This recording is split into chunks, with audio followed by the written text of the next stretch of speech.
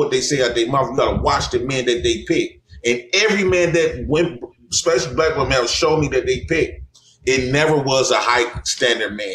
Oh no, they use any time. And Jay Prince, you're absolutely correct. But let me get unfiltered here for a second. The men that you're talking about, you're absolutely correct. They fuck those men, but they marry the high value ones. So, so Lil Pookie down there from the hood, he gonna slang that thing up in me. I'm gonna crawl up the wall, but I'm definitely not gonna leave my man at home making $400,000 a year. This thing's crazy. Pookie don't want to marry them. A lot of times, the dudes that get them rich dudes, that by the time they get to them, we already done dumped them off with plenty kids. And so now, as they get older, they feel safer. They want the good, safe nigga, but they still desire the criminals. They Jay Prince, still you're right. desire them. You're right, because I remember a song by Jasmine Sullivan says, I'm in love with another man. I have a good man, but the nigga that ain't good to me, he gonna treat me bad, gonna talk to me bad, treat me bad. I'm gonna leave you for him now. I want you to go live your life, be your doctor, go do what you gotta do, but I'm gonna stay with this dude. Hold on. I'm so glad Chris opened up her mouth. Hold on. It seems as if niggas is just going in on what the women do. Right, because I'm about to say, pick it up. Go ahead, Chrissy. Talk this shit. So the scenario that y'all is giving ain't realistically, first of all.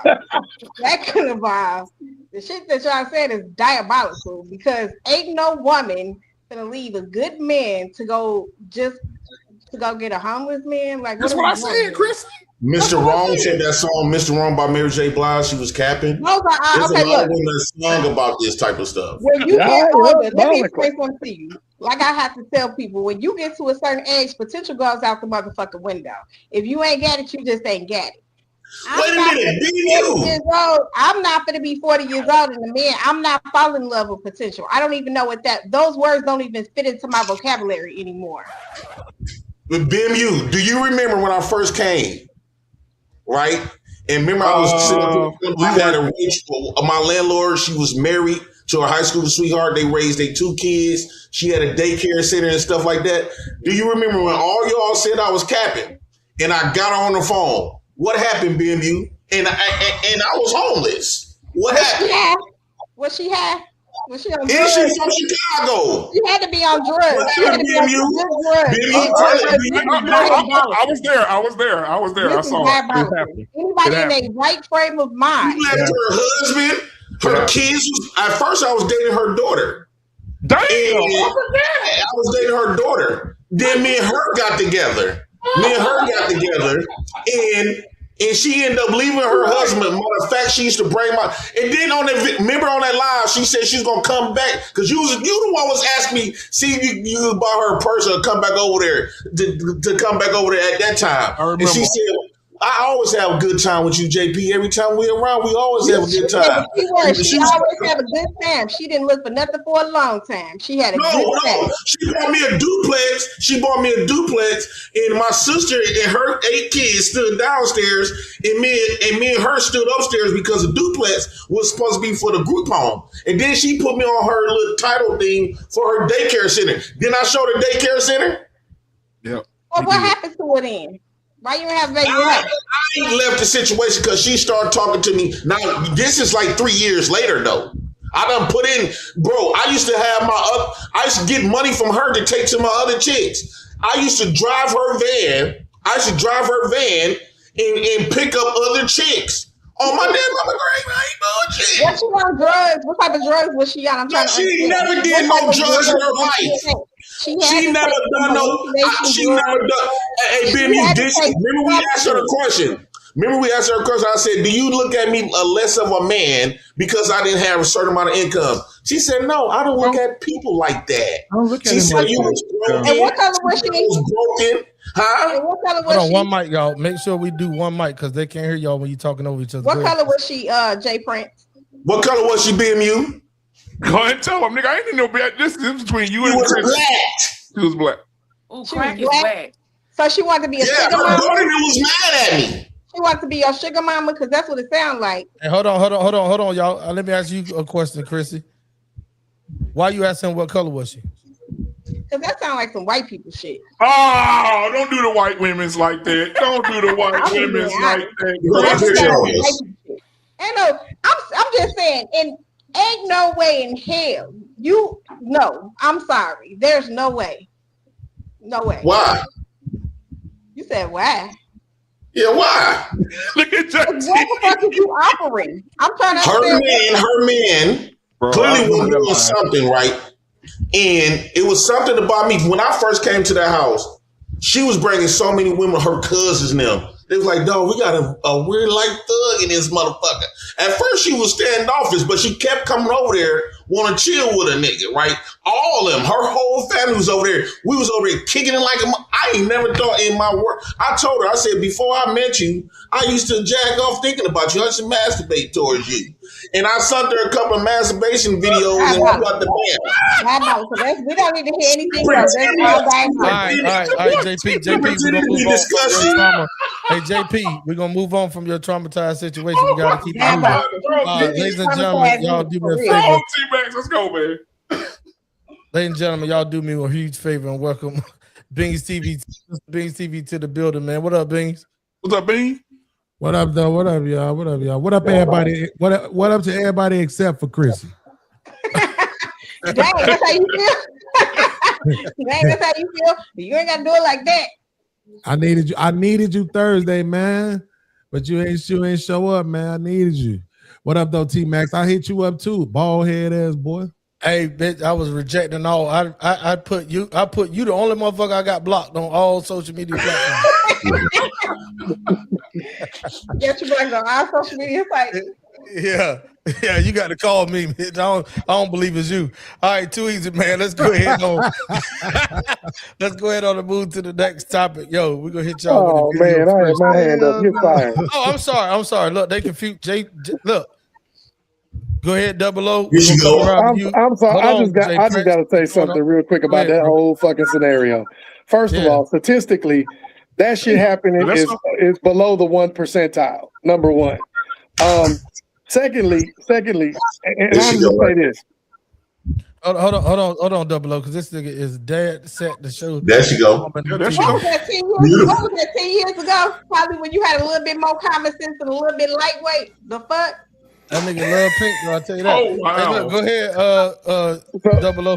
So not only is that a small percentile of women, but you have to understand something. There's no law against being fucking stupid.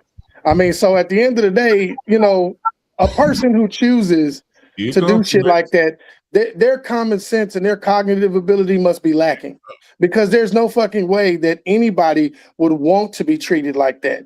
They doing that for some specific purpose. Maybe they got daddy issues. Maybe they got fucking traumatized as a child. I don't know. Maybe their mama dropped them on their fucking head a few times and they just smacked the pavement one too many times. But that is a very low percentage of women in this world that will be stupid enough to take care of a man and all of his other bitches while he fucking, you know, that's just dumb. That's just dumb.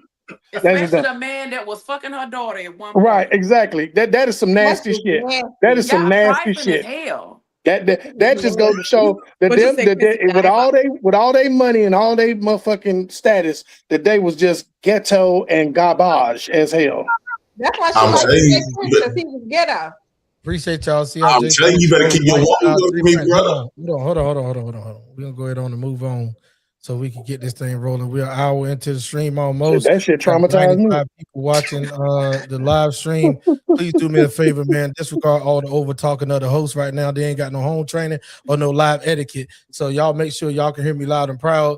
It's gonna be 24 y'all is what we need to go ahead on and click that subscribe button and get us over that hump to 1,000 individuals.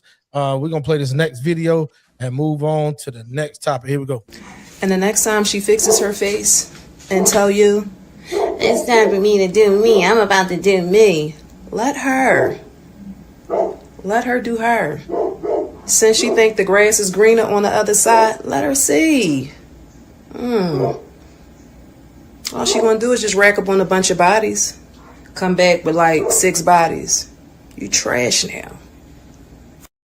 And the next time she fixes her face,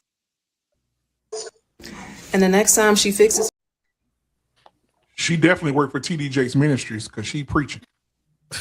All right, so look, check this out. This topic right here could go for men or women. That's just a clip that I found. So women, y'all do the same and talk your shit. If you let me get this out. There It you ain't go. the same. Boom. Should a man or woman ever take their man or woman back after he or she leaves? Hell no. Man, Okay, y'all gotta Chrissy stop. spoke up Y'all first. gotta Hold on. stop Chrissy this. spoke up first. Let's go ahead on and get to Chrissy True Blue. Hey, Chrissy, why you say that? Because you got the grass is green on the other side. So don't come back after you realize the grass is dry and it ain't watered and it's brown and shit. Don't come back over here. I'm cool. We gotta Jay stop Prince this. put a thumbs down. Hey, just Jay Prince put a thumbs down. Jay Prince on you next. Yeah, because they never come back the same. A lot of times, like I was from Get Back with Devin, but when she came back, I think the only reason I didn't take her because she was fat. But the personality, it reminded me why we broke up the first time. So I don't think it'll never be the same after you go back. Go ahead. RT, you've been quiet. Listen, you new to the panel. I'm I telling don't you. think you got room to say too much, Jay Prince, about fatness and none of that. You on welfare, baby. I don't think you got too much room to make judgment about a motherfucker's size or none of that shit. I'm just being honest. You know, you have much room to talk, baby. I think you gotta take Hold on, one mic, y'all. One mic. I absolutely have a lot of room. One, I refuse to let some woman who barely attractive and old at the same time on the clearance rack to tell me what I don't have room on. Wow. I have a lot of qualifiers that I have. I don't need to be measured to the European standard of finance. Like with a bonnet on YouTube. Is you serious? Most I women know that you fucking lying. I know everything that you said is diabolical right about now. Most women that been with me thought I was handsome. They thought I was charismatic. They thought I was funny. They thought I makes them feel good when they around me. You having a lot of money don't means that you can make a woman feel good. It's like a man wearing Louis Vuitton. It's not the clothes, it's the nigga that's up in it. So Louis just what, because nigga? you on a vacation, but on that vacation, you still think about a nigga like me. Don't make me make you fall in love with a nigga like me. Let's get to the next one. RT, it's on you. Hey, look, y'all hold on for a second, man. I'm gonna start dropping people, bro. I promise y'all know I have no problems. Look, RT, it's on you, man. Go ahead. The topic is I don't even know what the fucking topic is, man. Here we go. Should a man or a woman ever take his or her man or woman back after he or she leaves? Go ahead. I say no, because I feel like whatever it was that was calling them away, they could go ahead and stay out there in the streets. I wouldn't be a bottom bitch, so they could stay out there. They can't come back. Okay, she did it cut it dry. Mr. Bing's TV, man, welcome to the panel again. On you, bro. Comment on some of this before Jay Prince take over. You're saying if they left, that's it? They left? Yeah, but they tried to spin the block. Yeah, take somebody back if they left. Yeah, what's wrong with that? Ain't nothing wrong with it, man. Explain.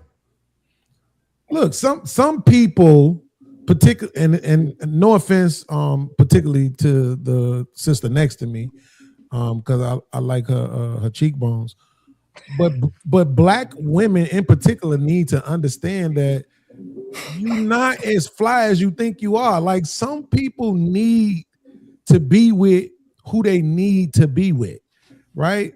So that person left because they thought they could do better than you. And then they realized they couldn't. And you know why they could spin back on you? Because your ass can't do better than them either. That's why you still single. That's why you're available to be spun back on. That's why ain't nobody in your bed right now. Your phone ain't ringing. And the only nigga in your DM is the dude who pushed the mop bucket at the job you work at. Right? Like, so I'm just saying sometimes, right, you have to take people back. Now, on the less, aggressive side of the game, I took my lady back when she came back. I knew it. Hold on. Stop, nigga. I knew it. I was waiting for you to disclose that shit and put it out to the public. The reason why you started out with so much positive energy on receiving somebody after they left you is because you took them back. Go ahead. I knew it, but go ahead.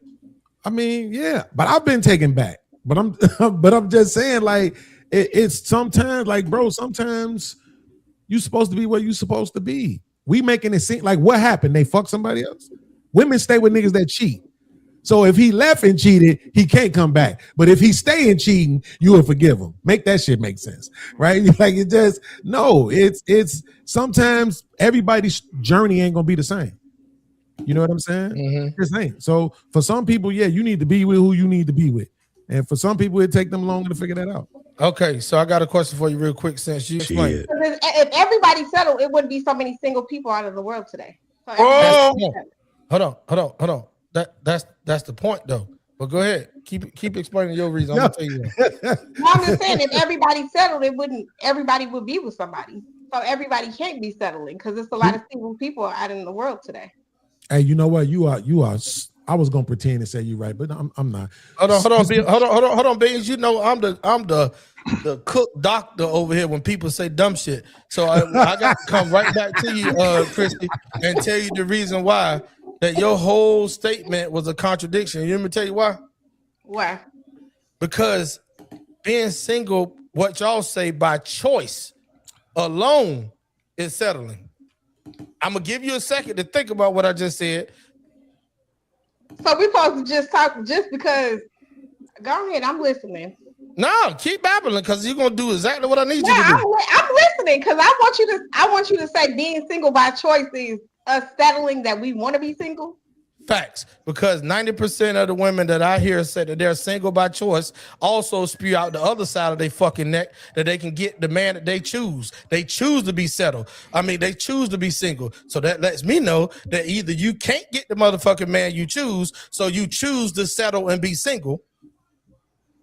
Y'all let me know when I start cooking. I ain't even put the shit all the way in the oven. So unfortunately, that ain't it though, Max. Like I'm gonna let you take it out the oven and do the rest. But Chrissy, are you single?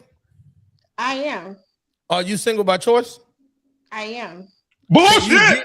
Hold on. Are you the type of woman that can get the man that you want? I've been with the man that I wanted. Oh my God, y'all see how they do this? So why you not up then? I'm asking. So why y'all cleared up then? You said what? Exactly. Hold on, JP. You gotta let this shit cook. I promise you. I'm gonna give it to you, BMU, Beans, everybody. Chrissy, I'm not talking about in the past. Oh yeah. I'm talking about right now. Right now. You're single by choice, so you say. Right. Okay. So are you the quality woman that if you wanted to, you could get the man that you want and deserve? Yes, I could. So why the fuck is you single? Because he ain't came along yet. And I'm not willing to let no nigga breadcrumb me or just give me the bare minimum. So what you looking for out of a man? So hello, JP. This way it went wrong. You third. Go ahead, Bing. Right. Yeah. See, this way it went wrong. At. So let's just correct the first part, Chrissy. So the reason why everybody settles, I think Jay Prince actually was the one who said it. Nobody gets every single thing they want out of a person. Right. So everybody settles. Right. Only women think that no man is settling for them. Right, because y'all think all of y'all are just the best things since sliced bread. I seen a 260-pound chick yesterday said she had the best pussy in the world. Right, so that's that. Everybody settles. Right. The reason why it went wrong though with your response is because you said, "Well, if everybody settled, then everybody will have somebody." No, no, it's not that everybody settles. It's that every person in a relationship has settled. That was the point, not the single person. They don't even count. We ain't talking about them. They ain't got nobody. Right, but we're talking about everybody in a relationship has settled. Every single person. When you settle, do you settle just because you're tired of being alone, or are you settling because that's what you really want to be with? That's a great point. No, that's not. See, this is what I'm saying. So from a woman's point of view, this is why women always say, I'm not going to settle, right? I want a man that makes 6 figures, so I'm not going to settle for a man that only makes 70. Right? That's how they look at it. But it's like, okay, cool, yes. But settling is even the dude that you pick. You want that 6-figure guy, you get him, and then he cheat on you. Right? You staying or you leaving? You say, oh, I'm gonna leave him. Ain't nobody gonna be cheating on me. Then you get with the next dude. He got 6 figures, but his dick don't work right. You staying or you leaving? Oh, I'm still young. I need sex to be good for me. So you leave him, you go. You see what I'm saying? But at some point, you're not gonna leave. But that person is gonna have some stuff that get on your nerves, some stuff you don't like, some stuff. So everybody settles. I'm not saying everybody's perfect and they ain't got to check all the boxes, but I'm just not willing to set for the bare minimum. Right. What's the bare minimum? I think the contradiction. I think the difference between standards and settling. What's the bare minimum? I think the contradiction come in earlier, Chris, when you said that if you accepting people's flaws, right? One of those flaws goes against your standards. Those flaws goes against your standards. And you said earlier you won't leave with these. That's what do you grade yourself? What do you think your value is to any man? Just what's your thing? Not value to yourself and to your mom and them. What is your value that you think that you have to offer to men? I think that a lot of our race of women don't even know the answer to that. I think because when I hear y'all speak, it sounds fairy tale-ish. So what you think, if you meet the man that your dreams right now, and he can give you the world because you're not going to be spoon-fed or peanut-led. That's my nickname, Peanut. So what you think you're going to give him in return? What do you got that you think that a man of that caliber would desire from you? Peace. And what else? Emotional intelligence. Being there for him. He can be vulnerable with me. Everything. If you don't say what I think you're about to say, Jay Prince, I'm man, he better. I see the chess pieces. He better say what I think he's about to say. If he don't say it, I'm gonna be pissed. Say it, Jay Prince. Say it now. Well, I would say that it's the energies that men are attracted to. The nurturing, caring, loving, feminine beauty, her youth, fertility, it's energies that women brings to a man. And lady, you aged out like a 18-year-old in a foster care system because one, you are older. Most men, especially they got that bread, they not gonna pay for some old used up situation. They want to get young as possible, fresh as possible. And at this point, you're not fresh. You're not. All right, hold on, JP. Let me get Chantel in here. Chantel and RT, y'all have yet to speak up, and Ashley as well. I'm surprised.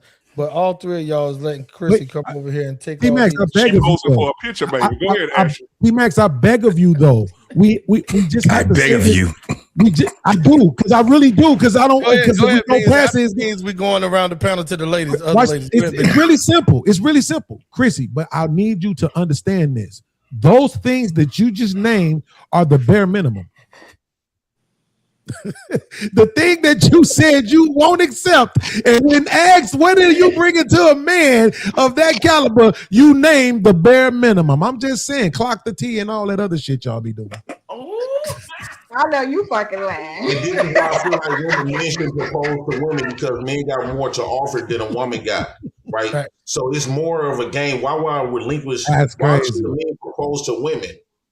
It should be women. I heard you on Facebook with that one today. To be provided I for. wish I would propose to a nigga. Gotcha. Hold on, y'all. Hold on. Because I'm telling you, Ashley, on you, Ashley. What you got? I do agree with Beans. We all settle. Nobody checks off all the boxes. Nobody. So I do agree with that, but y'all hell. RT, what you got on the on my topic right here, homie?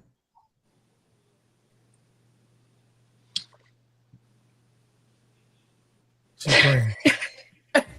Hurry up! Get it out. Where is TT when you need it? Where is It's so TT much. when you need it? Hey, he was in the chat earlier. He probably still there. He's stupid. It's been so much. I feel like, yeah, we do settle, you know, but I don't know. It's hard. I feel like we're all different, and I feel like we can't be classified as like all women do this or all women expect that. I feel like we're all kind of, you know. Say it, Beans. So say what? I'm sorry. No. Keep going, RT. I just feel like we're all different. We bring different things to the table. I don't know about that aged out comment though. That was kind of messed up. But Welcome to Jay Prince, baby. Welcome. Told you, do not engage. All right, Chantel is on you. What you got? RT, do me a favor real quick if you can. I don't know if people in the background, if you got your Bluetooth in so they don't hear all the buffoonery up here on the panel. But if not, then you can take your Bluetooth out because you're coming in slightly low. Go ahead on Chantel. We definitely do all settle. Relationships are about compromise, and nobody is ever going to be 100% of what you want. So we definitely do all settle. And as far as that spinning the block, I feel like it depends on why they left. If the block can be spent, but for the most part, no. Once you're gone, you're gone. Okay, before you pass the mic, I want you to answer this. What's some reasons what's one reason you would take somebody back, depending on how they left, and what's one reason that you would not take somebody back, depending on how they left? I mean, well, of course, the extreme, violence. It's not. You would not take them back for violence. No, absolutely not. You would take them back for. I've accepted cheating. I've accepted disrespect. I've accepted all of that. So okay, it's about change. If a person shows that they've put in work to make changes, then I'm willing to give it a try. But if you're still showing me ain't nothing changed, then no. Gotcha. All right, so we're gonna move around to the fellas. Jay Prince and Bings already spoke their mind. Let's go ahead on and move around to the rest of the fellas. I'm gonna ask y'all a slightly different question because men, Chantel, tend to be a little bit different than women when it comes to this subject of leaving and grass greener and going out there to see what's out there or whatever it is, and then doubling back. So to the rest of the fellas on the panel, BMU, DJ 007, JT. Okay, you got something going on with your you got some background noise, DJ 007. Yeah, it's the radio, that's why I turned it down. Okay, gotcha. Well, I'm in agreement with Chantel that it definitely you can accept people back for a host of reasons. Definitely the most extreme reasons you don't want to because that's toxic and you don't want to be a part of that. But to the point of what the brothers were saying about settling, here's the thing. When you're making a choice, I don't think so much it's settling. I think you're choosing to get what you get. Settling is like you're being forced. Well, I ain't got no choice. That's what I better take because, if I walk across the street, Bobby ain't going to talk to me because he ain't, it is settling is a term where you kind of have no choices. You have no leeway to choose. I look at it more as you're choosing to accept the person for who they are and that you're going to be in the relationship with them, regardless of what their flaws are, regardless of what their situation is. Now, like I said, once again, to Chantel's point, you have to have the wherewithal to understand what you're willing to accept and what you're not willing to accept. And that starts with the inner journey. If you know yourself, then you know what you're willing to accept, what you're not willing to accept, because any relationship, I don't give a damn if it's a friendship, a marriage, a cuddy buddy, a sneaky link, whatever the hell you want to call it, any relationship has to have, you have to know what you're willing to put up with and what you're not willing to put up with to even be in the situation to begin with. So that's just my take on it. Can I rebut that real quick? 007, I really quickly, is acceptance a choice? Yes, it is a choice. Is settling acceptance? I just said that. You're saying what I said, that it's a choice. It's not being forced, it's a choice. You're choosing to do it. I thought I just heard you say that settling is not a choice. No, I did not say that. That's not what I said. Really? Time could force you to settle. Okay. A lot of people feel like they got older and they feel as though they don't want to die alone. So that those high standards that they had in their youth tends to a lot of the qualifiers start to chip off their list because I they agree. realize now they are old. So time is forcing them to have to settle. Age makes them want to settle. But now you're Because they talking don't about a got different category of people, though. Y'all niggas tripping. Go ahead, JT. We can hear you when you whisper too. Yeah, I know damn well settling is just when you with the person that you with. The motherfucker gave you a proposal and you accepted the proposal. That's what settling is. It's just like fucking gambling. Once you finish, you go to the fucking cashier and you settle the fuck out. Why are we acting like we don't understand what settling is? At the end of the day, that's short. Whatever it is, whoever it is that you picked, that makes you, they used to call it settling down, didn't they? I was just about to say that, bro. I promise. They used to call it settling down. I swear to God. So when we're talking about this whole thing of settling, motherfuckers act like they settling like they got all these goddamn choices and shit. You ain't got all these goddamn choices. It is what's in front of you, is what you accept, and when a person agrees with you. That's why people got this goddamn, what do you bring to the table shit fucked up. Table is the settling table. I give you a proposal. You either accept it or you don't. That's basically what it is. Even when you're in a relationship, this is the type of person that you see in front of you. You will learn everything else about me as you be in a relationship with me. It is what it is. But when people sit back and talk about they're not going to accept the flaws of a person, but they accept all the grand accolades of a person, that shit don't even sound right. That's why you got so many single fucking people, because they think that they're going to get perfect. You're not. You better work with what the fuck you got.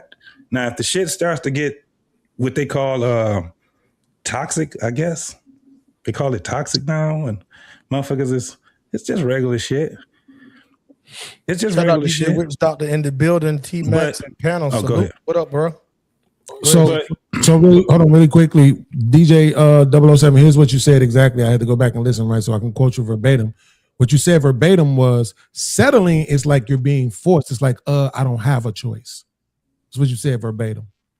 I could flip it for you. But then I said that you're making a choice, that you're choosing to be with that person. You're choosing that life.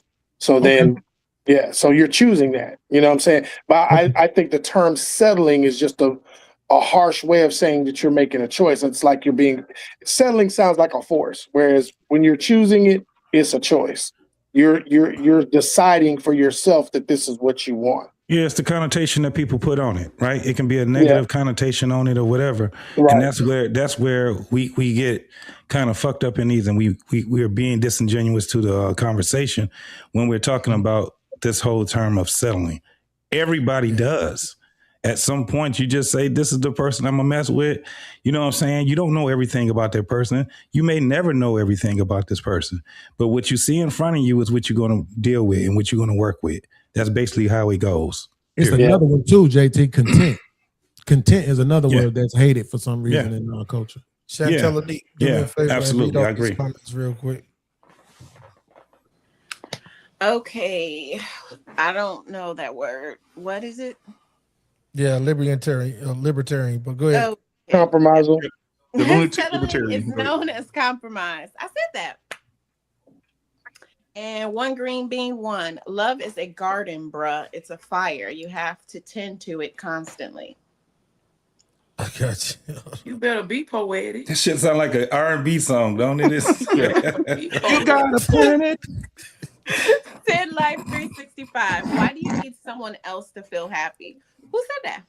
Yeah. Well, ain't that's why God created people? No, you need to make yourself happy. Yeah, I don't. What's the purpose of relationships if you could be all happy to yourself? I don't believe in happiness. What's the purpose of a marriage if you can feel complete by yourself? I don't believe in happiness. Hold on, BMU. Put a pin in that. When they done, we're gonna come back to that real quick.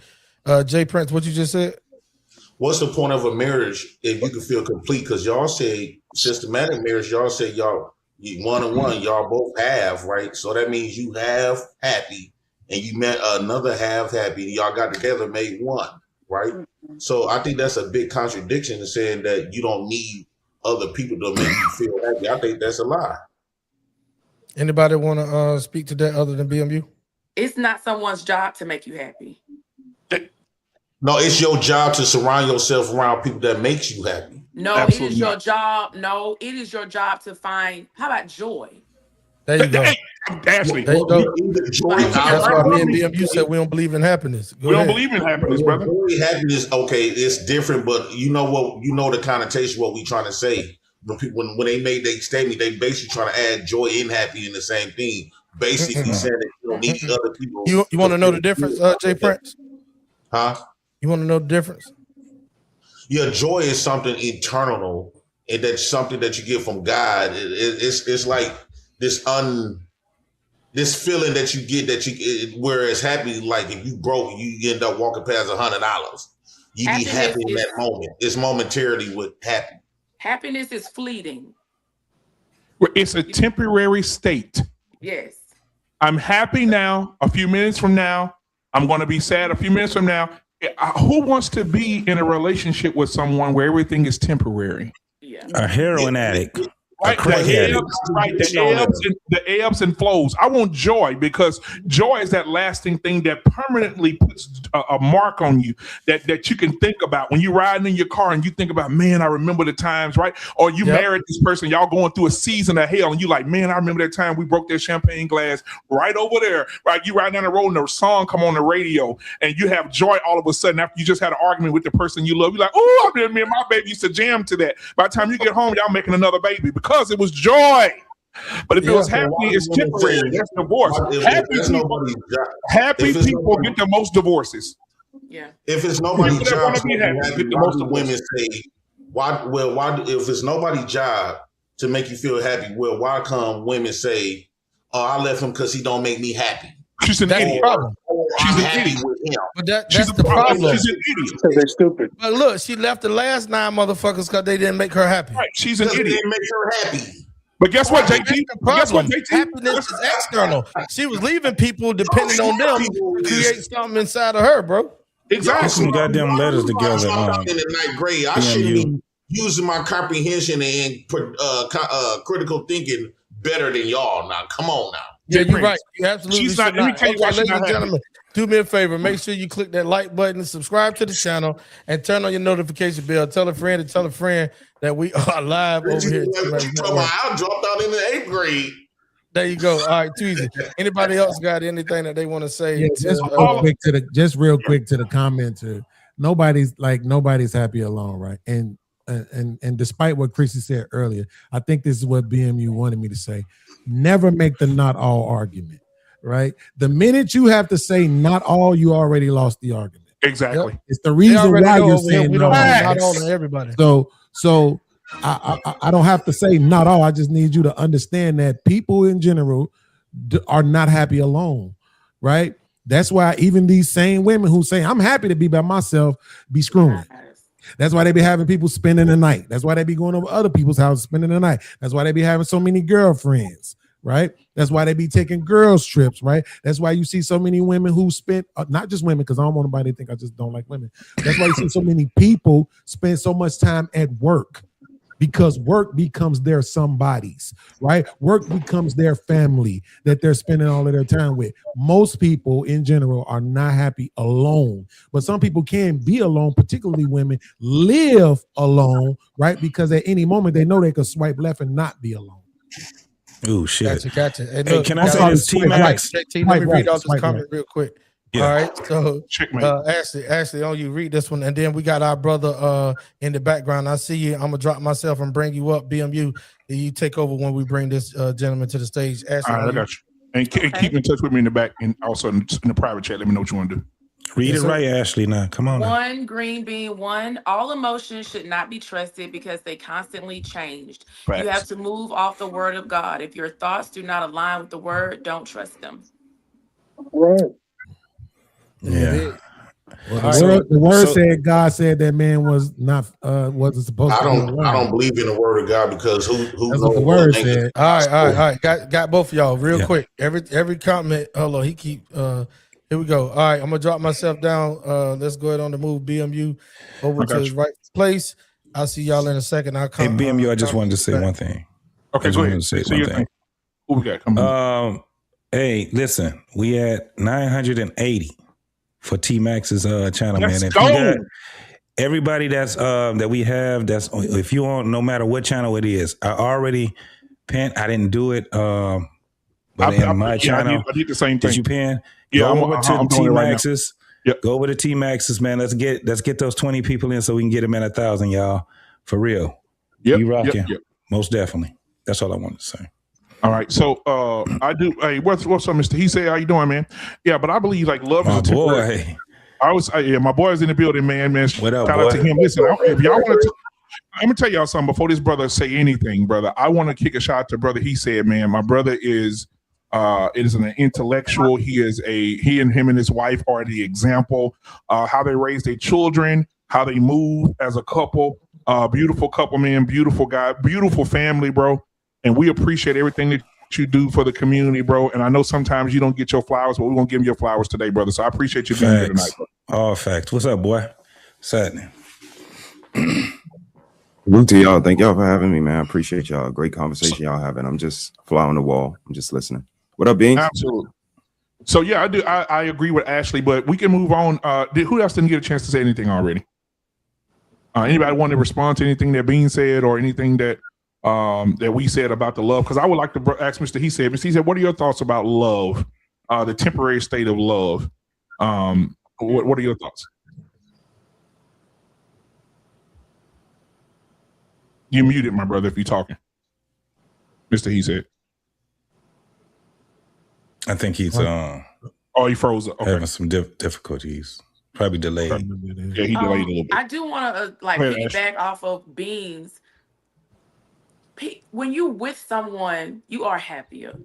You're softer. You know, it's sweeter. It's a good thing. And I don't think we're made to be alone, but it's not someone's joy to come. It's not someone's place to come in and complete you. I'm here to compliment you, not to make you whole. Yeah, I agree. Who told you that? That's a contradiction to me, bro. Beans, you said something that was right as well. When you said a few minutes ago, when you said what the word said, the word does say, it says, "Woman, respect your husband's wives. Men love your wives. Get it out. Wives, okay. Respect your husbands." That's it. Yeah. I want to make sure I was right. So yeah, he's absolutely correct. Damn, JT, I had had a Ben Crump moment. The Bible said, "Therefore shall a man leave his mother and father." You know, women say they don't like clingy men, right? But the Bible says, "Shall a man leave his mother and father and cleave right to his wife?" What is that? Is that not clinging? No, it's totally different. You think so? Yeah, clinging is like lint. That shit is like fucking cat hair. Yeah. Cleave is more of to be able to build with her. He builds with her. He builds his own house, his own entity, and things like that. Absolutely. Like a leech. But JT, yeah, I'm gonna checkmate you on that in a few seconds. But for right now, let's not move past the point, right? Because I was asking the sister who told her that, right? Because if I remember correctly, what the word said. No, listen, because if I remember correctly, what the word said is the two shall become one. One. Is that not completion? Yes. Yeah, it is. It is. I mean, maybe I don't know what I'm talking about. I'm gonna be quiet. You don't. You just had a good moment. It said the two shall become one. You're absolutely right. Look, Big, that was just a pow right there. That was yeah. I think a lot of times. Go ahead and say it, Beans. What's your closing remark when you do that? What do you always say when you hit a point? No. Oh no, I ain't gonna. No, I'm not gonna checkmate the sister. Okay, I'm not gonna do that. Okay. I might be single one day. I might need her. Okay. These niggas be wilding. Okay. So, Chrissy, one of the things that I heard, Chrissy, that y'all were talking about earlier, when men say, "Hey, listen," and JT brought up the whole table situation. When men brought up the whole table situation or whatever, or what are they getting in return? I remember as a child sitting around the old men, and sitting and just listening to their conversations. Well, I shouldn't have been over there. It was very toxic. But I was listening to some of these older men talk, and some back in the day, they used to say things like, "Hey, listen, so this woman want me to have a Cadillac. She want me to have a nice house. She want me to have a money in the bank, a savings account. She want me to have all this stuff. And all I'm getting in return is some used up coochie." That's all I used to hear back in the day. That's it. The men say they not getting nothing of value in return. They got to have all this, but all she giving him is used. And somebody else's kids. Yeah. And so what are your thoughts about that, Chris? What would you say to those men if you heard them say that? I really want to know this. I got you, T-Max. I got you. I really want to know this from y'all ladies, but because let's see it from the women. Let's see it from the ladies, Prince. Let's see what they say first. Let's see what they say first. Go ahead, Chrissy. We'll let the ladies answer that first. Go ahead, Chrissy. I mean, they're right. They're right in what they say, because that's true. Why? Why is that though? Why do women expect so much to give so little? Jay Prince, that's a good ass question. Go ahead, Chantel. I can't even say you cannot. It's about what it is, though. Y'all don't give much. You asking the question. Maybe somebody else need to ask the question. No, I'm asking. Okay, Chantel, you heard the question. Like, why do women expect so much but give so little? What are your thoughts? Because if you're gonna be respectful, What did you go ahead, Chantel. Oh hell no! Why do women expect so much and give so little? They with the wrong woman. Uh-huh. They with the wrong woman if they're getting just a little. Whoa, wait, hold on. Wouldn't that still be considered the same thing though? That was wild. Like, wouldn't that be still considered the same thing though? Like, if they were the right woman, Wait, No, the right woman can give you everything that you need. BMU, ask your question again. Right. Why do women expect so much and they give so little? They offer so little. And her answer was what? Show up. Shit, I can't relate. And her answer was because the man with the wrong woman. I didn't hear the damn question. Shit. Ashley, what's your thoughts, Ashley? God damn it. Listen, I want to keep it above and say that a lot of women feel like I'm me and that's enough. Yeah. Nigga, that is a lot of women just why do women? Because the men ain't shit. I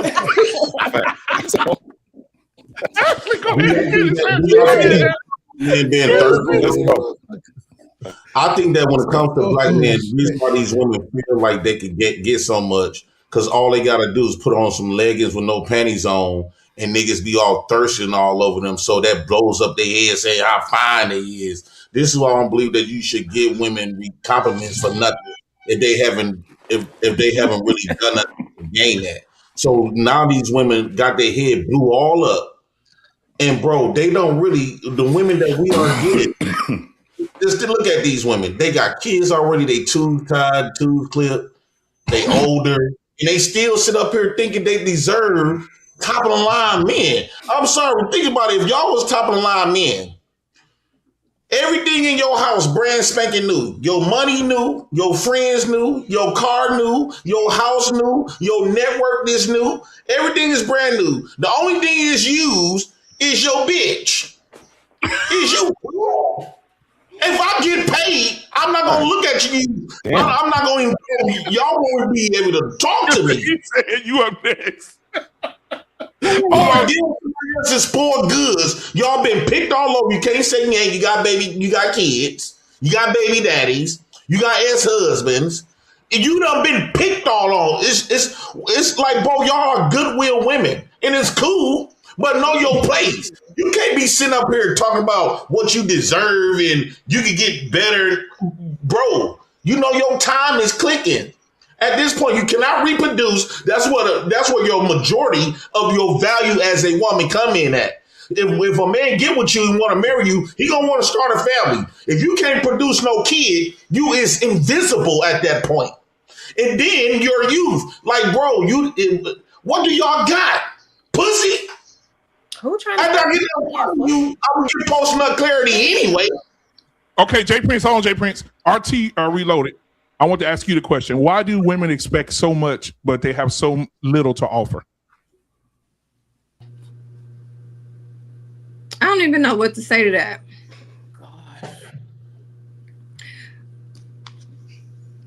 What is the little that we offer? Well, in terms today, vaginal authority. So vaginal authority is nigga. That's wild as fuck. Okay, so I guess diabolical. Okay, so I guess the general consensus is that that's all we have to offer. That's it. Yeah. No. Of the women today, yes. No. Yeah, but how many women get vaginal? No, women so today, don't, that's all they don't got to offer. generalize us according to what he said. That's not fair. Exactly. Well, that's one. Okay, that's one thing. But I'm saying what we were just talking about. That was the part of the conversation we were having. Like most when we said, "Oh, we are sitting around." That's what they're saying. Asking for the Cadillac, the house, the 4-bedroom house, the bank account, the 401k, and all she's offering me is vaginal authority. Old pissy pussy.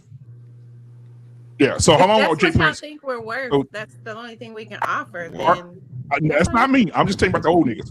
RT, what's your thoughts? I don't know. I mean, I just feel like that's sad if that's what they think that's all that you have to offer. Right. I think that's really sad. That's sad on the women for showing us that's all they offer. Sad on the men for sad on us. because there's plenty of men walking around 7 kids, 7 baby mamas, and they expect someone to, accept that.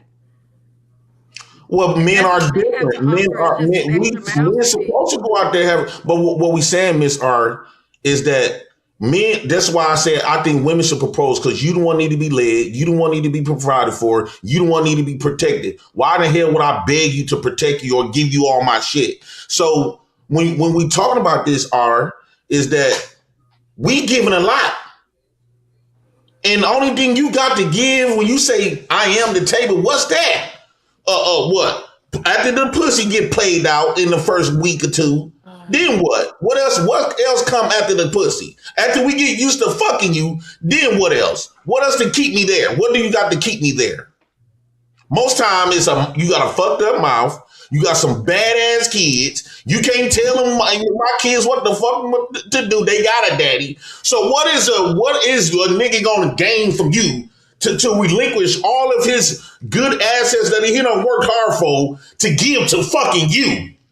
He gotta be talking about another nigga, not himself. Must be talking about somebody he know, because that's honey, please, that's not me. So I don't know if I think the society done fucked their head up. This is all the society. Hold on, Jay Prince. Bigger than what it is. So Jay Prince, I get what. Okay, hold on, Jay Prince. So brother, he said we're gonna get you in here real quick. Why do women expect so much when they have so little to offer? I'm not gonna. I'm not gonna be mean with my answer. I'm gonna say that may be true. I can't say I agree with that. That may be true, but the requirement as a man, as a father, if you don't kind of present that and have that as the curation to your family, then that might be the results you get. But I can only speak for myself, and you guys know I proclaim my wife every day because she's homeschool teacher. She grows our fruits and vegetables in our garden, and just told those two things alone, like I get more. I get a prostitute, I get a maid, I get so much, but just those two things alone gives me enough just the satisfaction.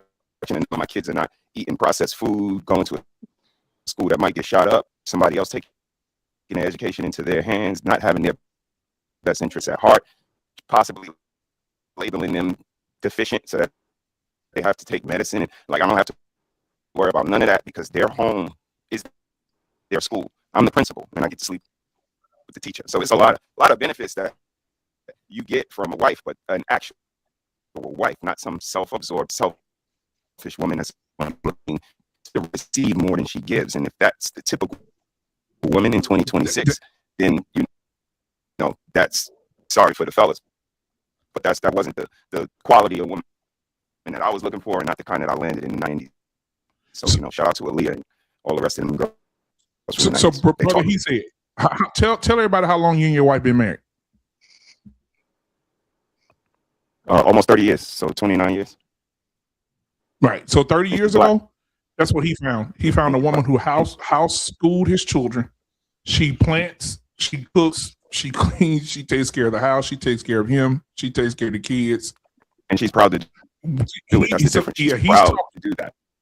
And she's proud to do it, right? And that's what right, brother. He said, and that's when I said one of the things my grandmother said. My grandmother said, when you're tired of doing something for somebody and it becomes a job, you don't love them. She said, unconditional love and love is doing something and it doesn't look like a job to you or feel like a job to you.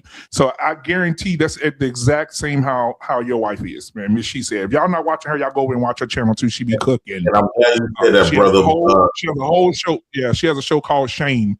And she calls out the women who are not living that life and taking care of their families and doing what they're supposed to do. Thank you, brother. He said, because most of these women today say we are not like our grandmammies. So they trying to be everything opposite of that. You can hear it in the music from Whitney Houston to Cardi B to Spin That Shit. And look at all of the women, how women used to speak to a man's soul back in the day compared to the loud bitch today. And you got old women trying to mimic Cardi B. That's crazy. Cardi B in her 20s leading old bitches.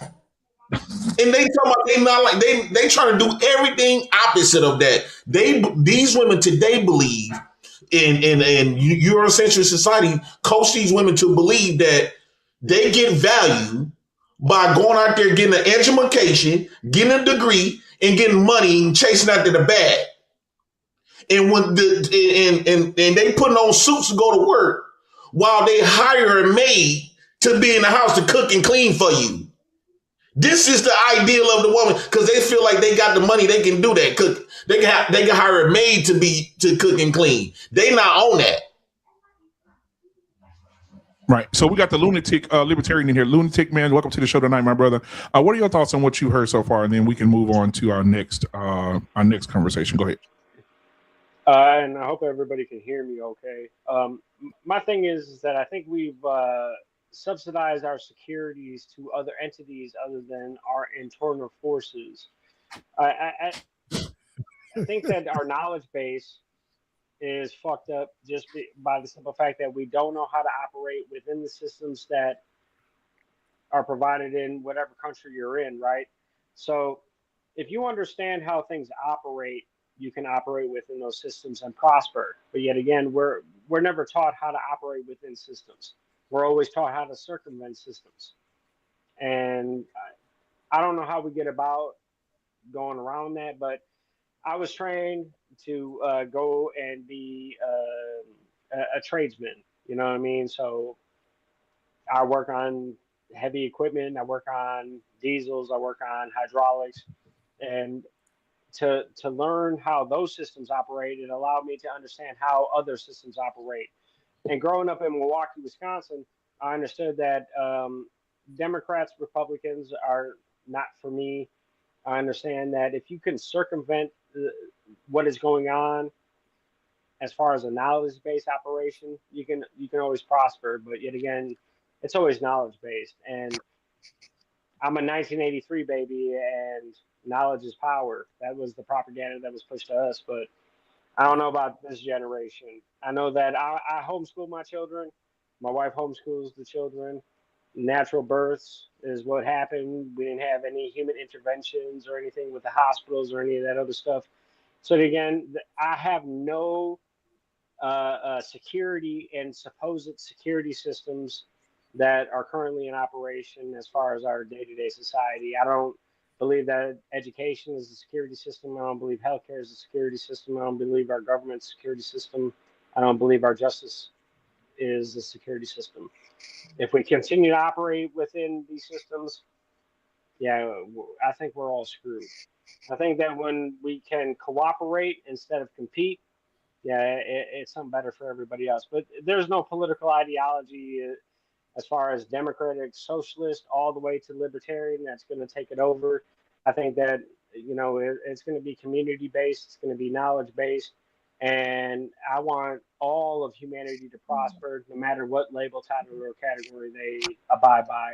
I love my fellow humans, and that's the only thing I know. Are you a Christian? Well, I appreciate that, man. No, I'm not a Christian. I'm actually okay. a Norse pagan. Okay. So I didn't wear this on the podcast because I didn't want to offend nobody, but no, I'm a Norse pagan. My father's family's bloodline comes out of the hills out of Norway. And then my mother's bloodline comes out of the Taino, Puerto Rican side from Ponce. So, yet again, I'm a mixed individual. I'm not anybody that can take any sides as far as label titles or categories, so I don't abide by them. I'm just a military veteran, saw a lot of death, and my PTSD counselor was actually killed in Fort Hood in 2009. So in a mass shooting on a military installation in Fort Hood, Texas, 2009 November, and it killed I don't know how many psychological officers, right? So Hassan was. This ain't on topic though. Say again. That's what I was going to say. Like this ain't on topic though. Like I can't feel bad for you because you chose to go into the military. Like, but it's just a perspective of where it comes from. So. If you want to look at mass shootings, you know what I'm saying? I can look at the streets of Milwaukee. How do we get her? Or I can look at military shit. It just depends on what situation is going to be the center of myself and my problems as an individual. And I think that I can respect you though. I can respect you though because at least with your name, you're describing yourself accurately by calling yourself a lunatic, right? There's a lot of women, like a lot of women call themselves pretty. Like I'm pretty this and they don't be pretty at all, right? But at least you're accurately describing yourself, right? But go ahead, T-Max. My bad. I'm sorry. Nah, bro. Hey, look, you tripping with that one. What? Yeah. Nah, you good. You good. I think he caught it because it's processing, but it's all good. BMU, it's on you, man. Just keep going. But do you think? I'm gonna say this. Do you guys think this is ladies only? Do you guys think what Mr. He just said about his wife? Do y'all think that's the standard of what a woman should be? Do y'all think that's the standard? Attributes. Yeah, like I'm not mad. Yeah, I'm not mad at that at all. Not mad. The only thing is, if she's doing all of that, I just hope that she's being poured back into as well. So knowing them, I've been knowing them for years. Knowing them, you will see that it's definitely what they call it now. These words I don't like using no more because too many people use them. Reciprocity, it's the it's the 360 type of thing with it. But when you see it, man, it's just dope because they don't just look at each other as like, I got this relationship with you, and they got all these basic ass, surface ass ways on how they deal with each other, because you would see them. And you will see them, they're interacting with not only just them two, but it's their daughters that they're interacting with. It's people that's in their neighborhood that they interact with.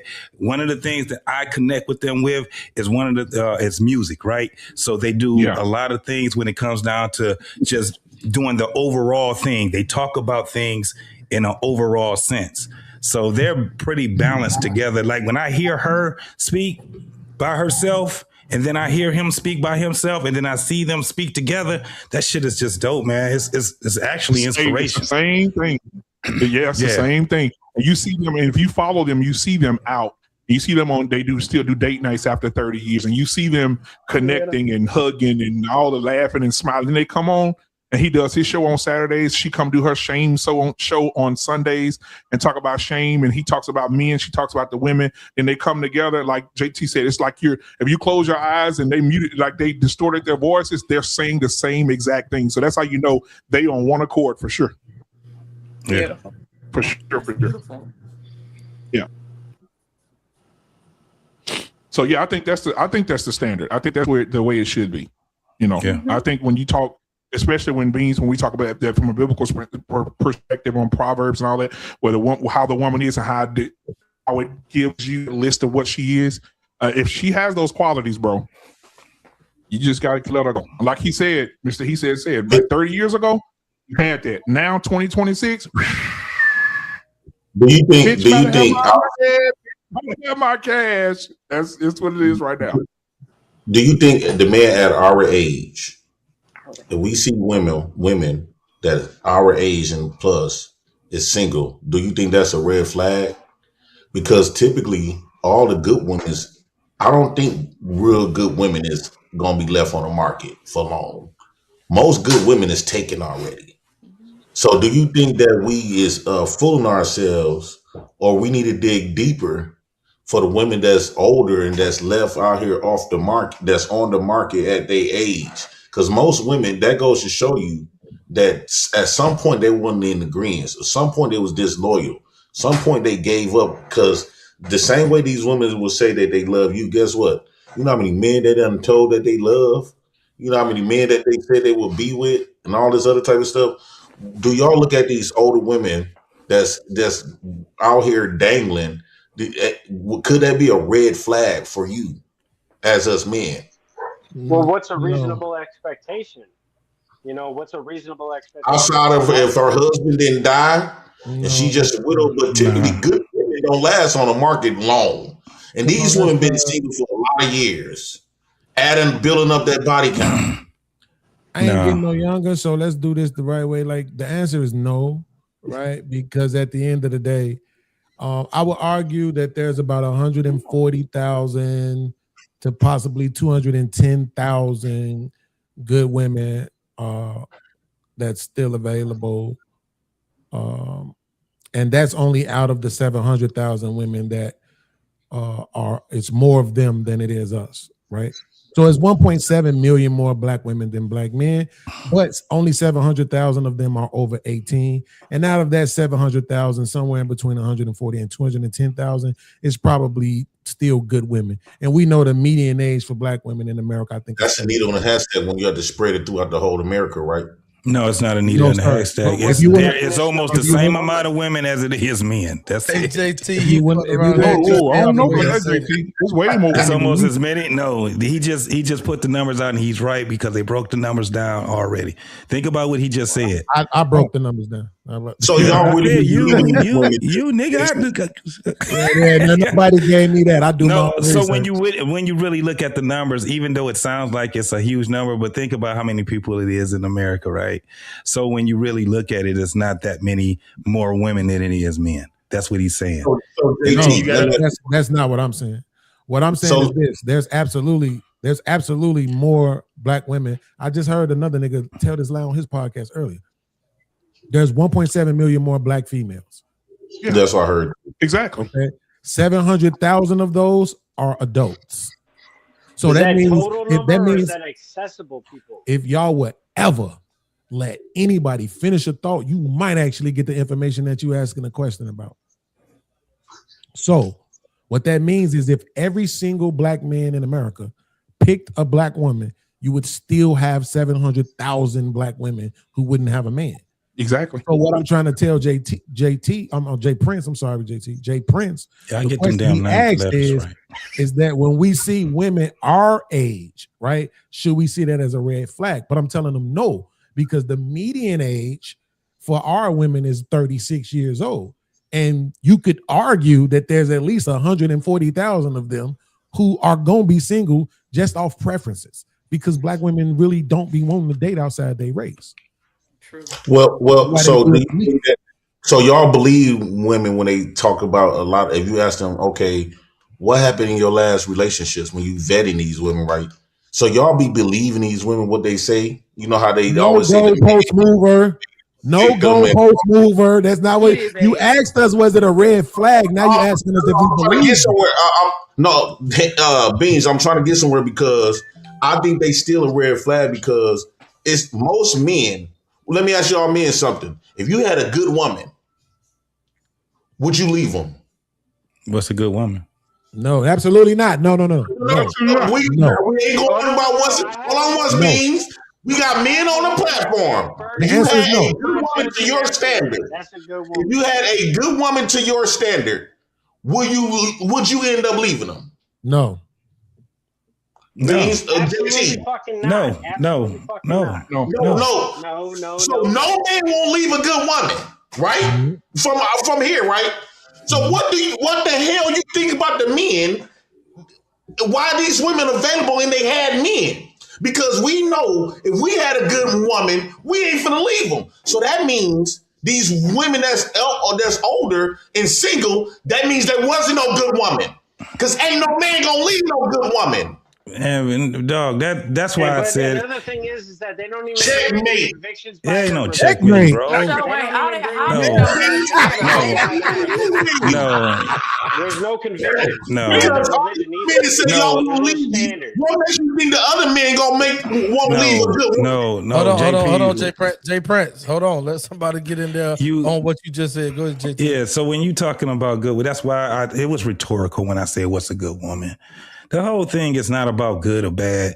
These goddamn ways that we be labeling each other. This is why we be having these circular ass conversations. Good woman, good man, all this crazy ass fucking shit that we talking about. You still got to hold a lot of shit in account. You got a lot of people that's out here, they dating the same fucking sex also. We don't put that in the con. And right now, this shit it done went skyrocketed. Women and fucking men. So when we talking about from the numbers that you gave, Beans, and I apologize for saying that was what you said, but that was what I grabbed from it because I was thinking about something that was a little more in depth. But when it comes down to it, when you're really looking at this shit, I think that when we're looking at relationships right now, I don't believe people actually understand what their relationship can do for their life when it comes down to being with someone that is one with them. One of the reasons why it's very telling is because you don't hear people really talking about getting married. They talk about marriage, negative, whether it's positive or not, or whatever. But you don't see, and it's not crazy because I understand it. You don't see a lot of married people on these panels talking about their in-depth marriage. Why? It's because it's supposed to be a little sacred thing. The only time you start hearing people talking about their fucking marriage is when they get a divorce and they broke up and all this crazy ass shit. So this is where it gets circular because you just won't see it. And if you guys actually understood people's marriage, and I'm talking about individual marriage, it would make you have a better thought on with the person you with, whether you should get married with them or not get married with them or whatever, but you don't hear it until they get divorced. And this is why it's so many goddamn scary ass fucking stories and shit. Hold on just a second. And shout out to Uncle Jeff. One of the things that Uncle Jeff always says is, he said, let's be reminded. We was talking about the numbers, Mr. Beans. He said, be reminded of Isaiah 4:1. He always says that, right? And so I'll be like, okay, so I had to be read up on it because Uncle Jeff will throw some shit at you. But it says here, there will become a day where 7 women will want to be with one man, and they will ask him, will you buy food for us? Will you provide clothes for us? Can we have your last name so we won't be seen as a disgrace? So can I make a statement? Just one statement real quick. I just want to try to see. I want to see if I can impress RT with this one. So the reason why it wasn't a checkmate, Jay Prince, is because I would have to ask you, what percentage of women do you think are good? Right? And you would probably say a low number, right? No, good is subjective. But you just told us it's whatever you think it is. Okay, right? okay. So, I do think it's a low number. So just give me out of 100 women, I think it's about at least 11 women left that's good. Cool. So that's 11. That's 11%, right? So cool. So you said 11% of women are good, right? But watch this. Yeah. We know, right, based on the data, that women leave 80% of relationships, not just marriages, relationships across the board. So that means also men don't leave bad bitches either. They don't leave the good ones and they don't leave the bad ones either. So let me finish. So you can't use that as a marker for the women being red flags when they're older.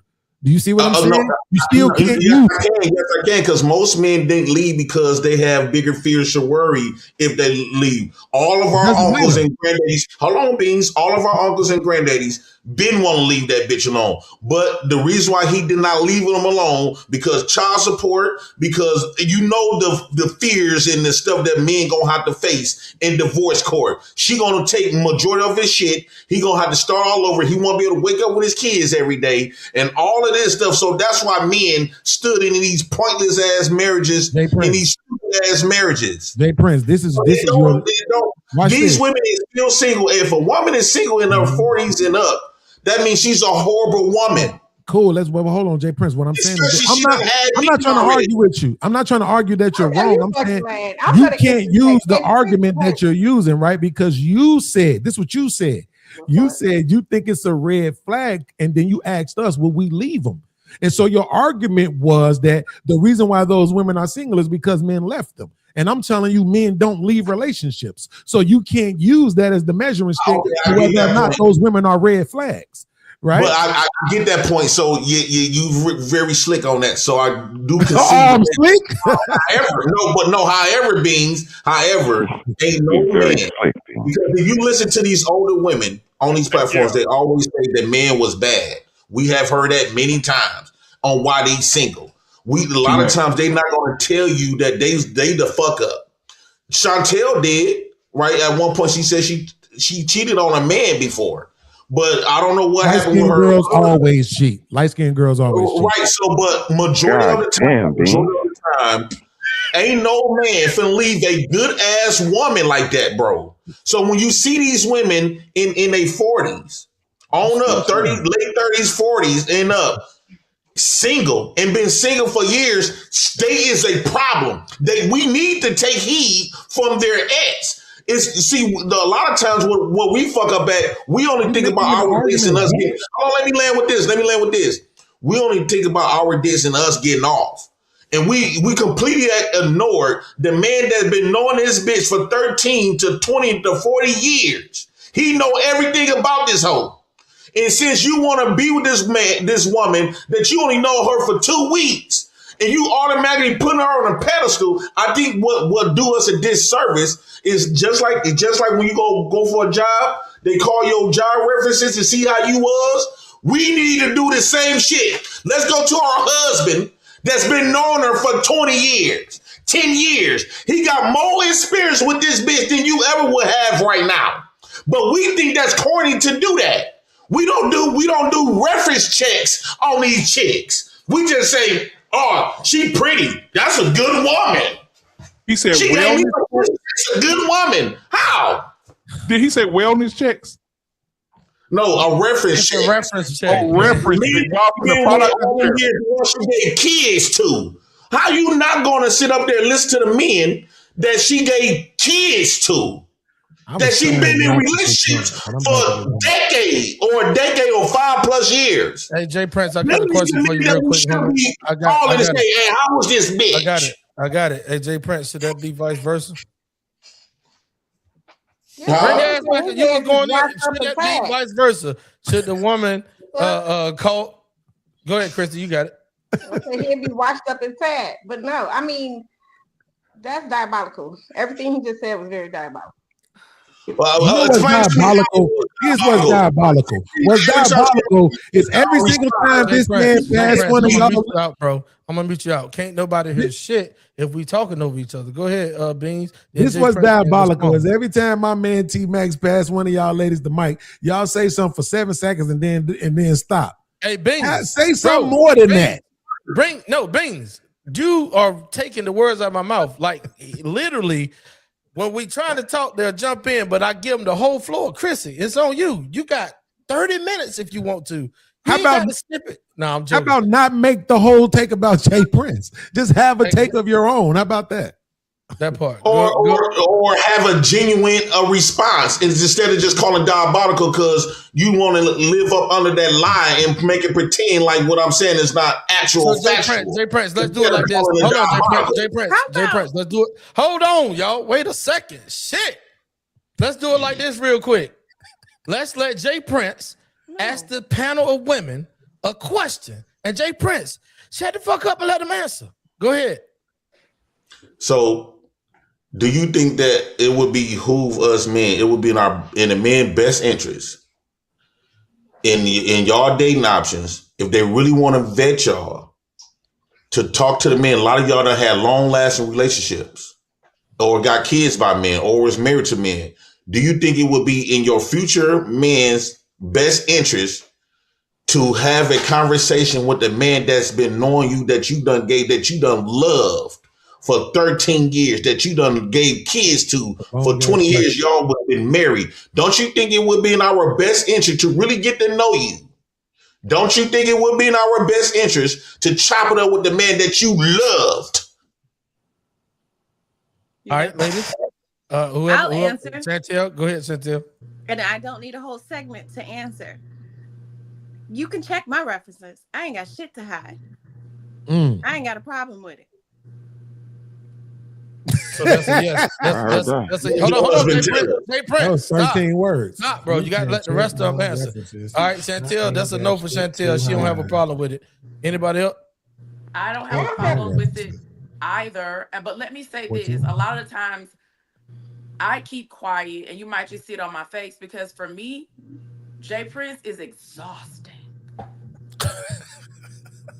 I wore the fuck out by the time. Don't say shit, Jay Prince. Mute your goddamn mic back.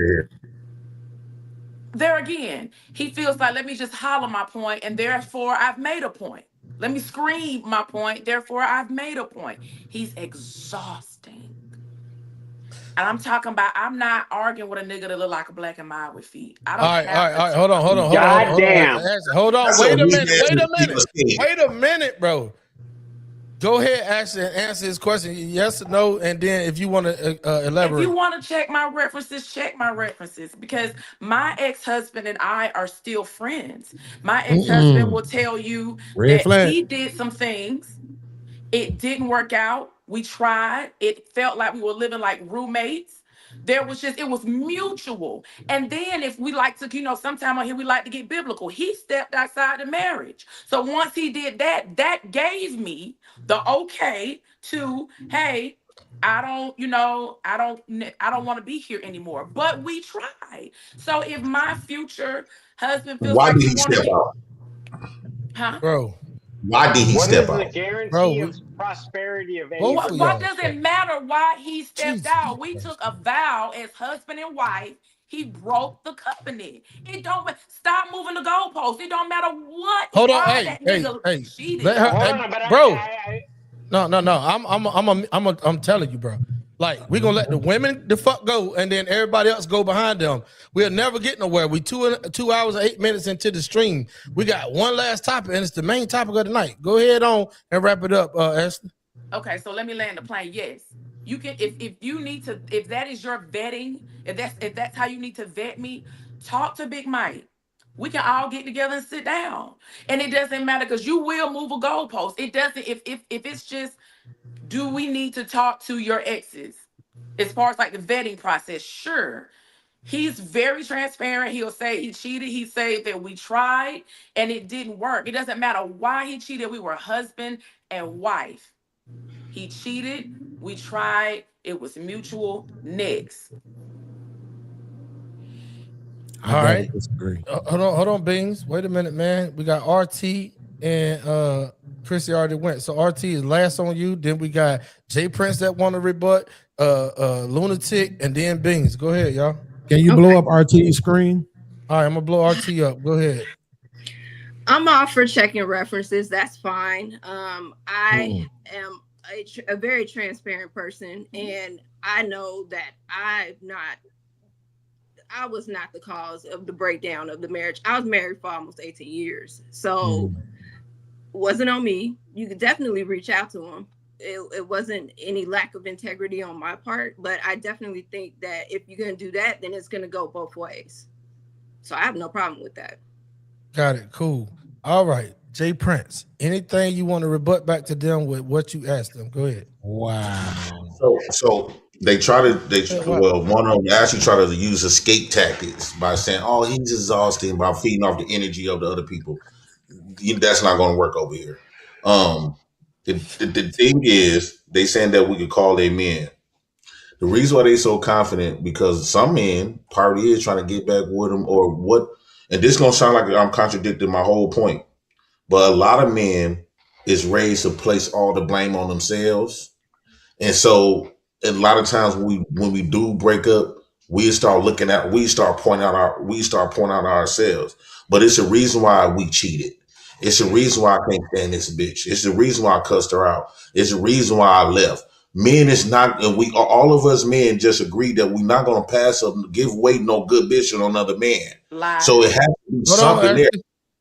It has to be something there that was she wasn't doing was doing that was fucked up. And I do believe that it would do us JP, get your thought together real quick, because you took a talking point that I said on Chrissy True Blue Live. A shout out to Chrissy True Blue over on TikTok, all 4 seasons. Look, you took that's Chrissy True Blue at the top right hand corner, and all 4 seasons is right after this when we get the fuck up off here on TikTok. So look up by her name. So listen, check this out. You took a talking point, and I want to ask the ladies, because all of them start shaking their head and actually scream out lies. So I got a question. Then Jay Prince can finish cooking beans, and Lunatic will go. So ladies, we know that y'all give a reason why to leave when somebody cheat. And that obviously there's a reason to leave by cheating. Y'all don't think it's a reason for a guy to cheat? Yeah, it is. That's the reason. Okay, give me one, Chantel. Hold on, Chrissy, you next. What's the reason for a guy to go? So, but is that okay? That's his karma. Or no, this is the beans. You finna watch T-Mac. No, it's not okay. You can stream that shit to the top of your lungs, right? But I'm gonna bring it right back home to you. Chantel, you said there is a legit reason for a man to step outside of his marriage and sleep with another woman. Well, now we're talking about marriage. Cheating. Listen, period. It don't matter, because y'all say commitment in relationship is like marriage. Same shit. It's not right to do. It's not. I asked you, is there a reason for him to do it? They'll have their reasons, but it's not right. To you. Is there a good reason to cheat for me? You know it. I'm telling y'all see how this goes? They can answer like that on some shit that matters to them. But I'm asking you, is there a good reason or a reason for your man to cheat on you? No. Okay. Is there a reason for you to divorce your man? Yes. Outside of DV? Yes. Like what? Outside of domestic violence? We're not building anymore. And he can't fuck nobody else because y'all ain't building no more. No, you don't need to fuck somebody else. Cut it off and then you can go fuck somebody else. Ashley, she being delusional. Go ahead, it's on you. Go ahead, Ashley. You it's on you. So I'm gonna keep mine plain and simple. I do not feel that there is a reason to cheat. I don't. I feel like if we made those vows in front of God, our friends and family, Hold on, lunatic. Stop shaking your fucking head because you don't want this smoke. I got it for you. Go ahead, Ashley, because I'm gonna put you in the box with them in a second. Okay, go ahead, Ashley. As forward thinking as I am, I'm real old school when it comes to relationships, right? I do believe that a wife and a woman has a place in a house and things she should be doing for said husband, as well as there's a place and there's a thing that a husband should be doing in a house for his wife. I do not feel there is a reason to cheat. Gotcha. Okay. Is there a reason to divorce your husband? Because you about to go all the way around the bush before I bring it back home. I'm standing in front of the bush saying, no, there is no reason to cheat. Is there a reason to divorce your husband? Yeah, because the nigga cheated. That's my take. If this is my opinion, this is my opinion. This is good. I ain't knocking your opinion. All I wanted to do was answer. Listen, I ain't knocking neither one of y'all opinion. When you start dancing around, not you. Hold on. Calm down, Pitbull. I got you. What I'm saying is, when you start dancing around, shut up, Lunatic. When you start dancing around, that's when I start pushing the needle to say, hurry up. Yes and no. You said there's no reason to cheat, and there is a reason to divorce. Yes. Okay. All right. I'm gonna come to you, lunatic. Give a RT. question. Yeah, this is a great one. JT. Oh, then no. I'm saying it's not. You're asking the wrong question. No. Okay. Go ahead, though. Go ahead. I got When you come to me, I'll JT, show you. When you come to me, I'm gonna show you what the right hold question on. I is. know y'all like doing all that. I got you. Go ahead. I'm gonna tell you like they said what they answered. This is my fucking question, and I'm gonna answer. How about that? Go ahead, RT. On you. Is there a reason to divorce your husband? Yes. Bing, cut it out. All right. Is there a reason for your man to cheat on you? No. Hey, lunatic, pay attention. I'm coming to you. Chrissy True Blue. You heard it already. I ain't got to repeat it. Go ahead. Is there a reason for a man to cheat on his wife? Yes, it is. Is there a reason for a woman to divorce her husband? Yes, it is. Okay, now give me an example of both. So, 9 times out of 10, the reason why a man does cheat is because that woman is not fulfilling something that she did in the beginning when they first got married. What? Hold on, boy. This is fat. Go ahead, Chrissy. And the reason why they get a divorce is because that woman is no longer there with him mentally. She has mentally checked out. And after the mental goes, the physical goes. So that is the reason why they would get a divorce. Okay. Now I'm gonna say something real quick. Push it to lunatic, then Bings. You can remix this all you want. All right, and then BMU, we're gonna move on to the last topic of the night. All right. So I heard y'all bring up God, right? And the word and the Bible and all that other stuff between Chantel and Ashley or whoever that was a while ago that brought up God, right? Vows and God. Now, majority of the divorces nowadays is not by DV and it's not by cheating. It's by irreconcilable differences. Not being happy along with finance, BMU, you right? With finance and irreconcilable differences. None of y'all, it's a few of y'all, I'm not saying you personally, but none of y'all really know a whole heap of women that got their hands put on them and they left. Because most of them ain't coming out really telling you that, because that's why they say they stayed through that for a long time, right? Most of them is going off irreconcilable differences. Now, you telling me when you bringing up the Bible and you bringing up vows that there's no room for cheating in a marriage, but there's room for divorce in a marriage through irreconcilable differences, not being happy. Any one of the women, then lunatic, you got it, and I Bings is on you. disagree with that irreconcilable differences. We should be able to talk about everything under the sun. What if you can't? You better listen, go to your room, sit your ass down, figure it out. I'm gonna go to my room. Like, no. I disagree with that irreconcilable differences, though. That's my take on it. I got you. Any other women? Bings is coming to you, bro. Ashley, you're divorced? I am. Was it irreconcilable? You know the word. It was adultery. You done, Plain Chantel? simple. No, I and just white. wanted to check. I just wanted to ask. Okay. Hey, hold on, y'all. We nine subscribers away, guys. 9 subscribers away before we hit 1,000. Come on. I'm over here working, T-Max. I'm over here working. I see you, man. We I have appreciate you so much. 9 subscribers away from 1,000. I don't know what we're doing right. 9 people. We just need 9 people to hit subscribe button. It ain't gonna cost you nothing. It's free. Gotcha. Hit the subscribe button right now. We should have everybody in the show. Gotcha. Before we pass it on, BMU, I'm gonna piggyback off that, man. Shout out to Mr. Bings TV for streaming this over there on his platform. Shout out to JT for streaming it over there on his platform. Shout out to BMU and everybody who is watching T-Max Network, man. We thank y'all so much. This is really getting good, and the last topic of the night should take us out. So go ahead, Ashley, keep going, and then it's on you, lunatic. Oh no, I was just answering the question about like why I left, and it was adultery. Okay, cool. Lunatic, finally, bro. Bings, you gonna cook after him. I got you. So I would like to know, what is a reasonable expectation of outcomes according to the programming of society, as far as beauty standards, as far as what is the standard as living? What is the stand? Hold on, just understand this. So, what is the program as far as the outcomes of society? As far as I was programmed, my wife needed to have natural childbirth. So I eliminated women out of my algorithm because they couldn't have natural childbirth. Like that's something that most people look at in American society is like that's way fucked up.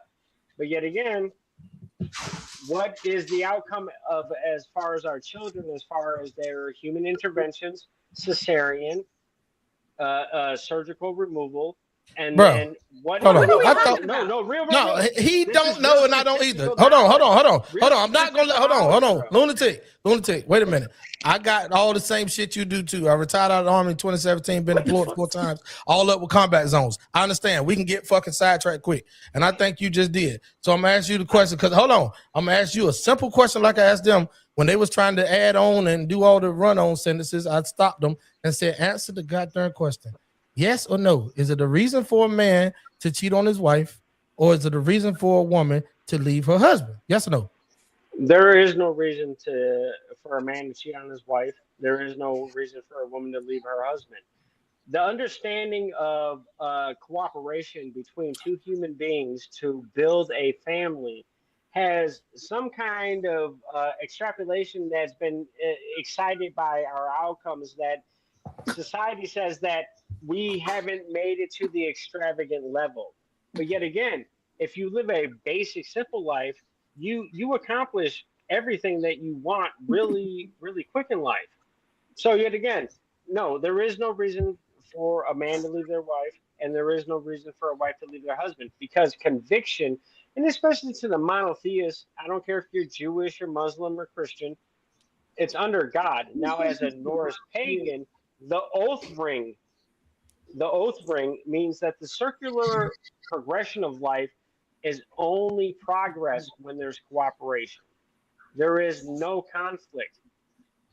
When there's conflict, there is no progression in life, and it is halted. Your fate is halted according to that religion. But yet again, All right. We good. I don't even got to put the plane up for you. You good? Go ahead, Bings. What in the fuck just happened? So I'm gonna answer your question first before I do the remix that you so eloquently put it right. Yeah, so I am everybody who knows me. I think one of the reasons why a lot of guys don't like me in the space is because of the fact that I always say there's no reason to cheat, right? Not that there's no reason to cheat. That niggas who be cheating on their women is some hoe ass niggas. The reason why I say that is because I'm speaking from a generality, right? If you want to deal with multiple women, just stand on that and deal with it, right? And if the ones who don't want to deal with that, they won't, and the ones who will. But the question is there a reason for a husband to cheat on his wife? And the answer there is absolutely, right? Because you ain't stepping up to the plate. It's too many sexless marriages out here. It's women use sex as a weapon all the time. All the time. Right? Withholding it from you and all of that shit, acting funny and all of that shit, lying about it, underperforming because they don't feel like it, right? All of that other shit because they mad, all of that other shit. So yeah, if you doing any of that shit and a guy been with you, he got 5, 10, 15, 20 years invested in you, y'all got kids, house, all kind of insurance policies and all of that. Instead of throwing all that away, he gonna go get some ass on the side without hurting your feelings about it. Yeah, your fault. Shouldn't have denied your man. Now, as far as marriage go, absolutely. People ain't right. You shouldn't have to stay in no toxic ass situation. If somebody is toxic, somebody ain't right, somebody ain't doing something right, get the hell up out of there. It just is what it is. But here's the bigger question, because you ever heard this saying, T-Max, never meet your heroes because they tend to disappoint you, right? Mm-hmm. Well, RT was my hero until about 10 minutes ago, right?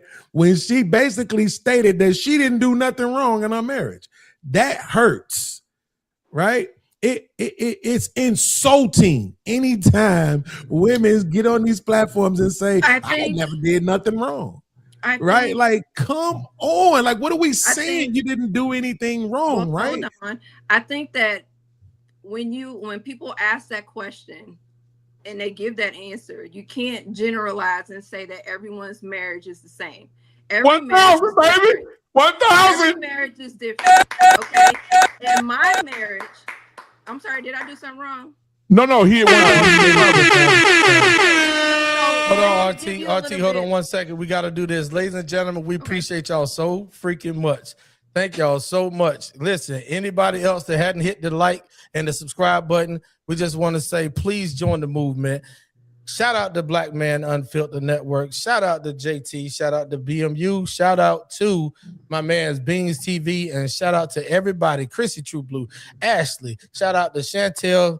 Once again, welcome to the platform, RT. Shout out to Jay Prince for motherfucking president. He approved this message. We got 1,000 subscribers in the building. Thank you so much. All right, RT, it's on you.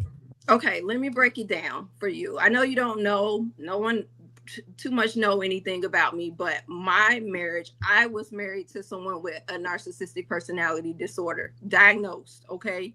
And let me explain, okay? He had to have a constant string of women, okay? I was doing everything I was supposed to do. It was not a sexless marriage, okay? He had to have more than one, more than two, more than three, more than four, more than five at a time. I can't be 5 people. I can't be 6 people. So if that's wrong, I don't understand.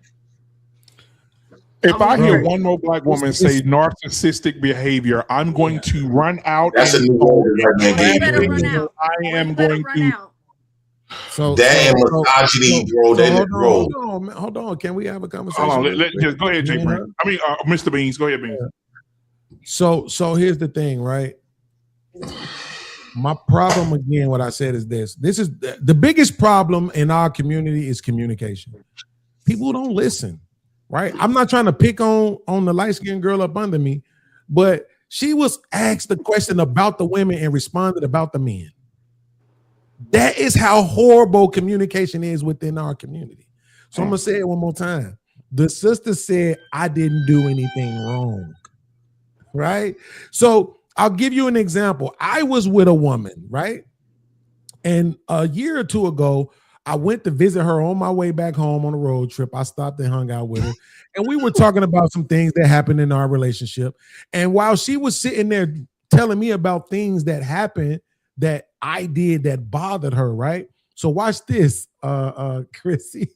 She'd be like, yo, I remember this time we went through this, or I remember this time you did this. And I'd be like, man, that's my, yeah, I remember that, man. I definitely apologize for that.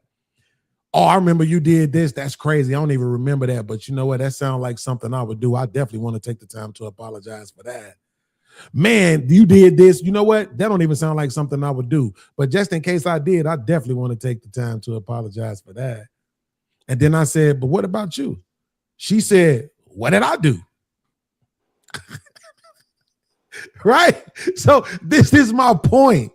Y'all, women don't ever think they did anything wrong. That shit is crazy to me. There are 100,000 other things you can do wrong in a relationship besides cheat. There's manipulation in relationships that y'all do way more than cheating. There's verbal abuse, emotional and psychological abuse that y'all do, especially the verbal part, in relationships more than anything else. You parentally alienate children from their fathers. You threaten to leave DNA all the time, knowing that you got a man that is going to break him if you leave him. So you want to always be 1 foot in, 1 foot out the relationship. Y'all act like y'all ain't never did shit. You loud talk, you disrespect, you cuss at men, you be all in their face, all this other shit, but you ain't did nothing, right, RT? You didn't do nothing wrong in a 18-year, 20-year marriage. You didn't do nothing wrong. Come on, fam. You know what it is? Verbally abusive to anyone. We have to just stop this. But I think right? they don't. This what she Men that said. don't She have said, any security that they know their offspring is a big. Actually, following everything. I'm listen, man. I'm not even gonna say I'm sorry that you went through what you went through in the military because you joined. But respectfully, just hold on one second, bro. You know, no, hold on, Jay Prince. Come on, man. What I'm saying is this, bro. At the end of the day, this is why I was telling T-Max the question he should have asked was, what did you do wrong? Let's see if you could say it out loud. Let's see which woman is willing to step up to the plate and say, yeah, I did this, I did this, I did that. You know what? My mama used to check me about this. My cousins was trying to tell me about that, and I wasn't lit. Which one of y'all could step up to the plate right now and do that and tell us the things you did wrong? The things that might have pushed the dude out the door to cheat on you. Because I don't even believe most men cheat, because I disagree with Chrissy. I don't think most men cheat because the woman did something wrong. I just think most men like more pussy than just one, right? But at the end of the day, I think good men who would otherwise be faithful, cheat because of their wives. So I just want to know, what did any of y'all do wrong? Good men. Yeah, you're right. Let's see. I've had to watch my mouth. So you were verbally disrespectful? So there was a time, can I answer it? And I'll be transparent and be honest. Now we see why you cheated. Let's see. Go ahead. Perfect in it. There was a time, and we discussed this on a prior episode, where I was the breadwinner. I took care of everything in the house, right? And I can even take a step further and say this, because I saw it in my own home growing up. So even if it was done subconsciously, it was wrong. My grandmother was the breadwinner, and I watched her talk to my grandfather like a dog. Because there is a certain shift, there's a certain dynamic that changes when a woman is the breadwinner in a house. That's how I saw it. Yeah. Listen, and I'm not saying that there should be, but I'm saying that there is. When a woman takes care of a whole household by herself, she look at that man funny. The respect that she has for that, because if we're gonna keep it above, let's keep it above. The respect that she has for that man is funny. How she operates and talks to that man, really like a child, because she paying every bill, taking care of the kids. I'm not making excuses for it. Come on, you gotta let them land, Jay. Please continue. Let them land, Jay. Okay. So, and being transparent, being honest, when a woman takes care of a man too long, and I'm not saying it's right, she starts talking to him really like he a child. Right. Like he is one of those kids, because she is taking care of everything. So hear me. When I found out, and this is a moment of transparency, right? When I found out that my husband was cheating, I was taking care of the entire house. So for me, it felt like insult to injury. Can you do me a favor? Yes. One thing. Can you tell us what you did before he cheated? See, because we don't want it to be you were a victim and so you lashed out. Okay. What did you do wrong that don't got nothing to do with him? Okay. So before he cheated, I was taking care of the bills and taking care of the household. And I know that there were times that I probably snapped or said some sly shit because I was taking care of all the bills. And I know you don't want a reason, but I gotta give that, because if we're gonna keep it a buck, I have to keep it a buck and say that when a woman take care of a household, I'm gonna say it. When a woman take care of a household like that, and again, it may have been subconsciously because I saw my grandma be the breadwinner and dog my granddaddy. I know my mouth was slick at times. I'm gonna keep it a buck with mine. I know my mouth was slick at times. But here's the thing, though, right? So here's the point. This is the thing that people need to extrapolate from this, right? Because you just admitted that you were doing that before he cheated. Right? So when people say, if somebody wants to say, oh no, she didn't do anything for him to cheat, you don't know that. We have evidence to show that she possibly could have pushed him outside. You are emasculating and denigrating this man based on his financial income. And I can tell you from a person who has went through that, not only from his woman, but from his mama, that shit will actually absolutely send you to some pussy.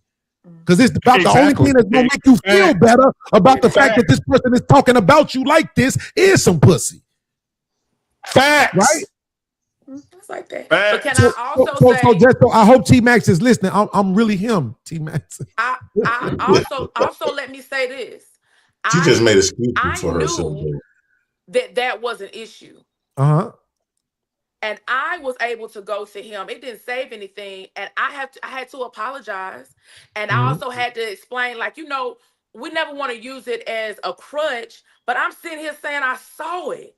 And sometimes it might not even have been you know, like again, it might not been like that I was aware that I was even cutting that man like that because I do care. But once Right. I realized it, and I'm gonna keep it a bug, it was after we were separated. We had the conversation, and I wish we could have had it before it got that far. But it was Mhm. after the separation and after we were divorced, and that's my homie now. I was able to say like, yeah, that wasn't cool. So No just matter so how wait, I so felt just so, about it. Hold on, just Beans. so I'm it about don't to stay leave. on you Beans, though. hold Let's, on, Beans. Hold on. I'm about to leave. I'm gonna get you him. But you only reason on this topic right here, you him, because both of you niggas just made my point, right? My I'm original older question. than you. How's it your point, young ass boy? How the hell you not older than me, Beans? Yes, I am. I just don't look like it. No, you look like it, but you not. Ain't that All a right, hold bitch? on.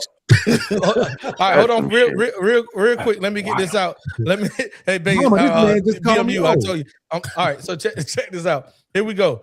Both of y'all just made my point, and I'm gonna tell you why.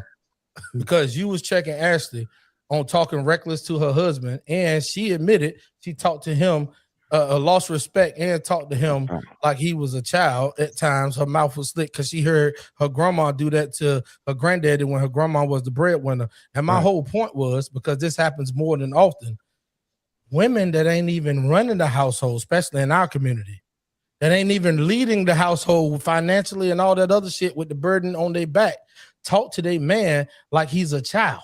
So my first original point still stands. That is there a reason for a man to cheat? Beans just said it was in so many words.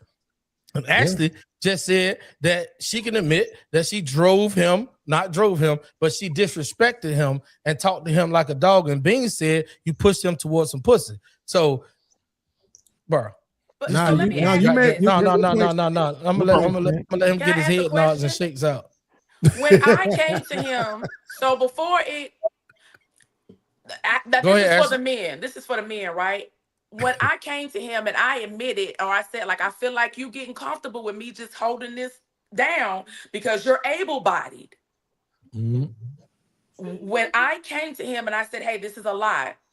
And again, being transparent, around that time also, I found I was diagnosed with Crohn's disease, right? When I came to him and I said, hey, I feel like this is a lot. I am feeling resentment because you're able-bodied. I feel like you're comfortable with me just doing this by myself, because there were times where I would have a flare-up, go to the hospital because he don't cook. He'll burn water. And I knew that when I married him, so I can't complain, right?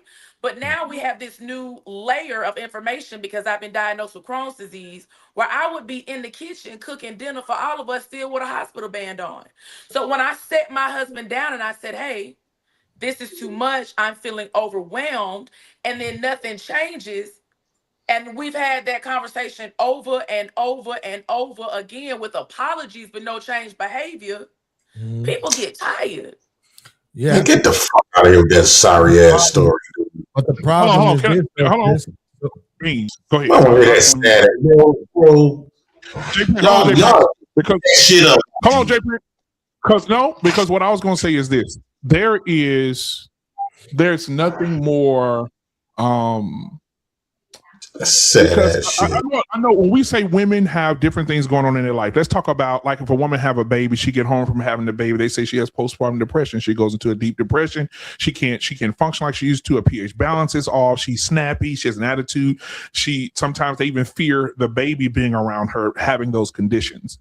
One of the things that I don't think has a balance is that if a man is unemployed and he's sitting at home and he knows he can't provide for his family, that puts him in a mental state. And you're looking at him like he ain't doing shit, but in his mind, he want to be the shit, and he is not having an opportunity to do the shit. And so what happens, a man goes into his brain and says, fuck, I'm in here, I want to do. This woman on my ass every day. She looking at me like I'm not doing shit, but I don't want to be up in this bitch every day. And one of the things that come to mind, and I'm a movie guy, guys, so forgive me.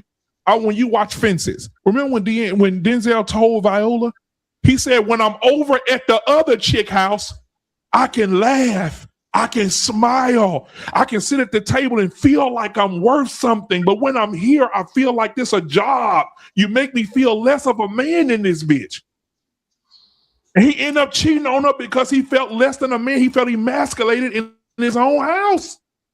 Most men have to, if we can give women grace for all the things that they experience, postpartum depression and stress and all this other stuff they deal with their bodies, we must do the same thing for men. Men also get depressed. Men also have mental illness. Men also go through mental trauma. And we got to stop saying men are rough fucking robots, because men have feelings too. And when a man, I'm telling you, I know dudes have lost their, been working on a job for 15 years and they got laid off. And they sit at the house and they wife complaining because they've been unemployed for 30 days and the nigga been working there for 15 years. She's there to finish him off. 30 days, and then when he go get some old pussy, you mad because that other woman gonna say, baby, don't worry about it. Come here. I got you. As soon as she embraces him, he done. Can I say this, Beans? This is like, I'm not being you. This is like burning my soul. The reason why we having this conversation is because, one, society treat women like babies. Grown-ass women like babies. Hold on. They treat them like babies. So the reason why they don't see what they do is wrong, because they've never been held accountable for shit they have done. Nothing. They have not been held accountable for jack shit. No matter if they beat the kids up, they still got custody of the kids. No matter if they cheat on their husband, she cheated on you, it's the reason why you made her cheat. So the whole society have babies and all this other stuff. The world got to pay for them babies, but her. She get taken care of. So nobody never held women accountable for shit they have done. Nobody. Not the government and not the men in her family. Women couldn't do shit wrong. So when you got a man that's calling and saying out, pointing out what she doing is wrong, she looking at you like that's hate speech. What you mean when I'm doing wrong? What you mean? Because why? Everybody baby women, right? So a lot of times when we having this conversation, when Ashley was sitting up there talking, it was more of making excuses of, first he trying to frame it. When a woman had to take care of all his responsibilities financially on her own, it make you try to make an excuse, try to diminish it a little bit and water it down like she wasn't a fucked up bitch. It's a reason why I had Google, what is the reason why men put his hands on women? They didn't have no reason. I Googled, what is the reason why women put their hands on men? They had a whole list of reasons on why it's fucked up. Why a man can push a woman to hit a man, but on the vice versa, it wasn't no reason. They said he was controlling. So when you got a woman that you done went through all of this shit with, right? Because clearly he been taking care of the house. She said she been with that man 18 years, 20 years. So she couldn't have been taking care of all the bills for at least 10 of them. Right? She couldn't have. It probably was like a year, and he probably been taking care of the majority of the time. She come up here and try to make herself out to be a victim, then throw that Crohn's disease in the shit so we can feel sorry for the motherfucker, and so we can attack him. What I would do, and I would suggest all men to do, don't listen to these motherfuckers. Talk to that man. Let's talk. Let's hear what her man got to say. Because she going to come up here and lie. She going to come up here and want us to baby her. She going to come up here and play victim. You ain't no motherfucking victim. You a sorry ass bitch. And you got what you deserve. All right. You put that nigga away and because you was a piece of shit ass. Gotcha. All right. Do y'all talk to each other like that? Hold on, Beans. Hold on, Beans. Ashley, I got you. Wow. First of all, was that your ex-husband? I hate this shit. Hold on, my nigga. Hold on, bro.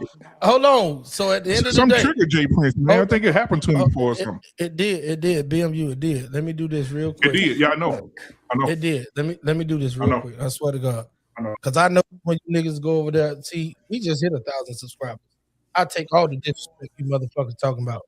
But when y'all go over there to Anton Daniels, when y'all go over there to Lapeef Network and all that other shit, you're controllable. So I'm gonna do it like this. All right. All right. Ashley, he just called you out your name.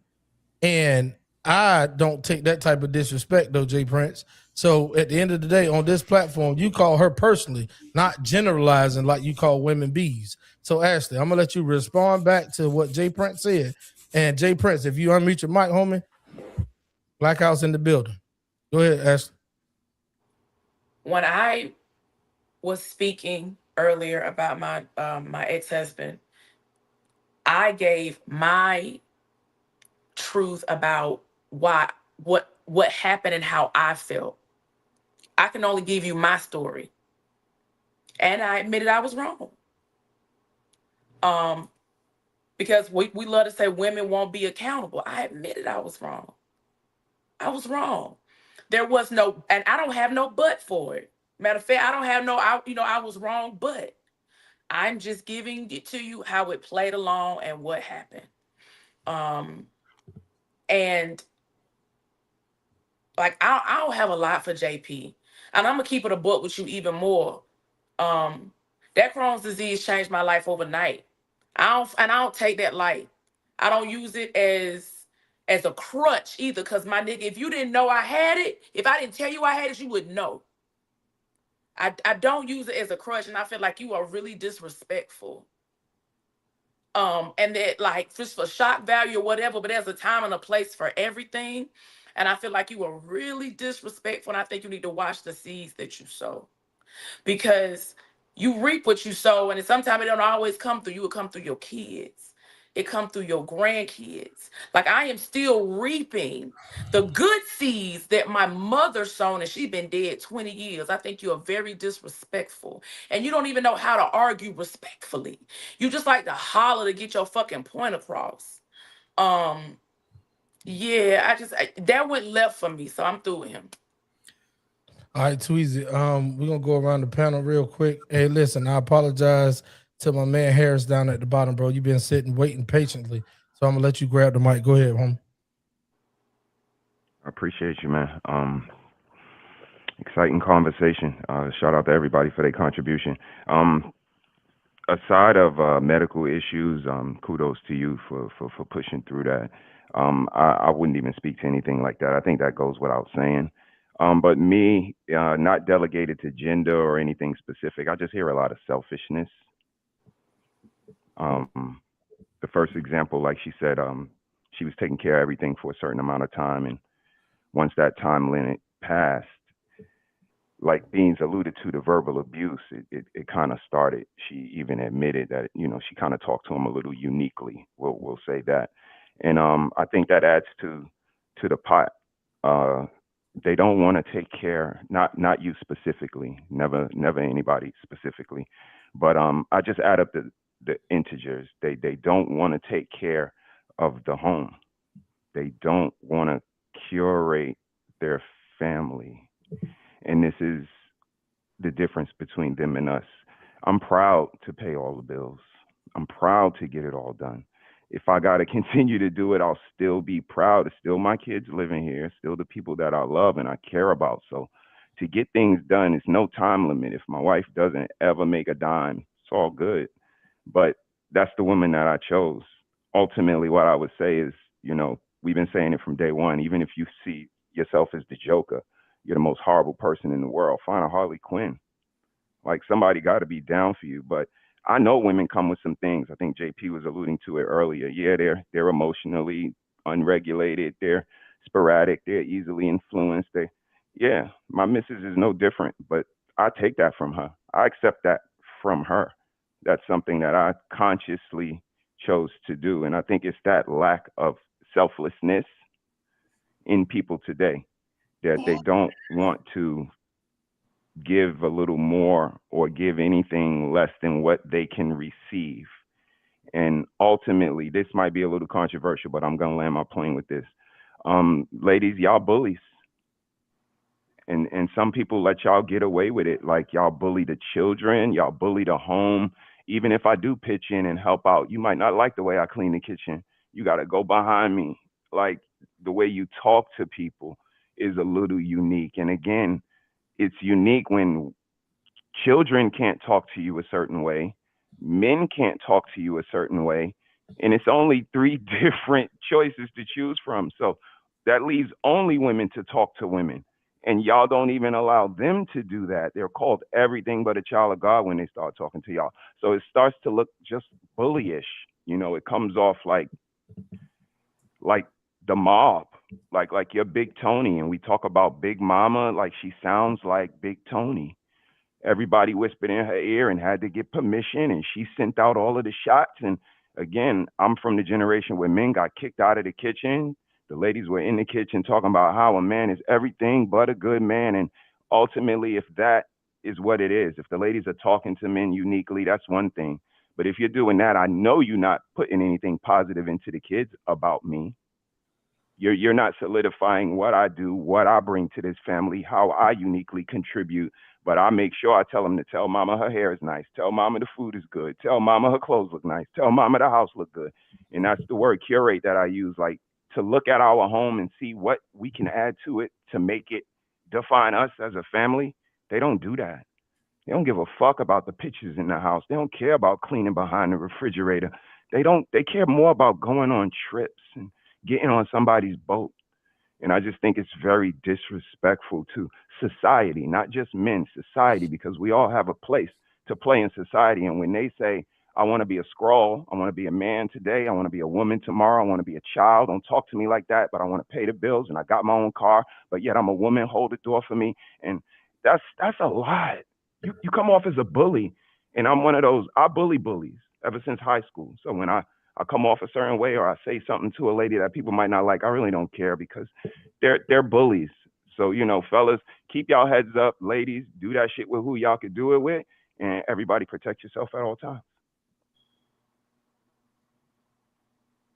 Bro. Hey, BMU, if you don't mind, I just want to say, Ashley, I appreciate your candor. I know I thanked you last week, and I'm thanking you again this week.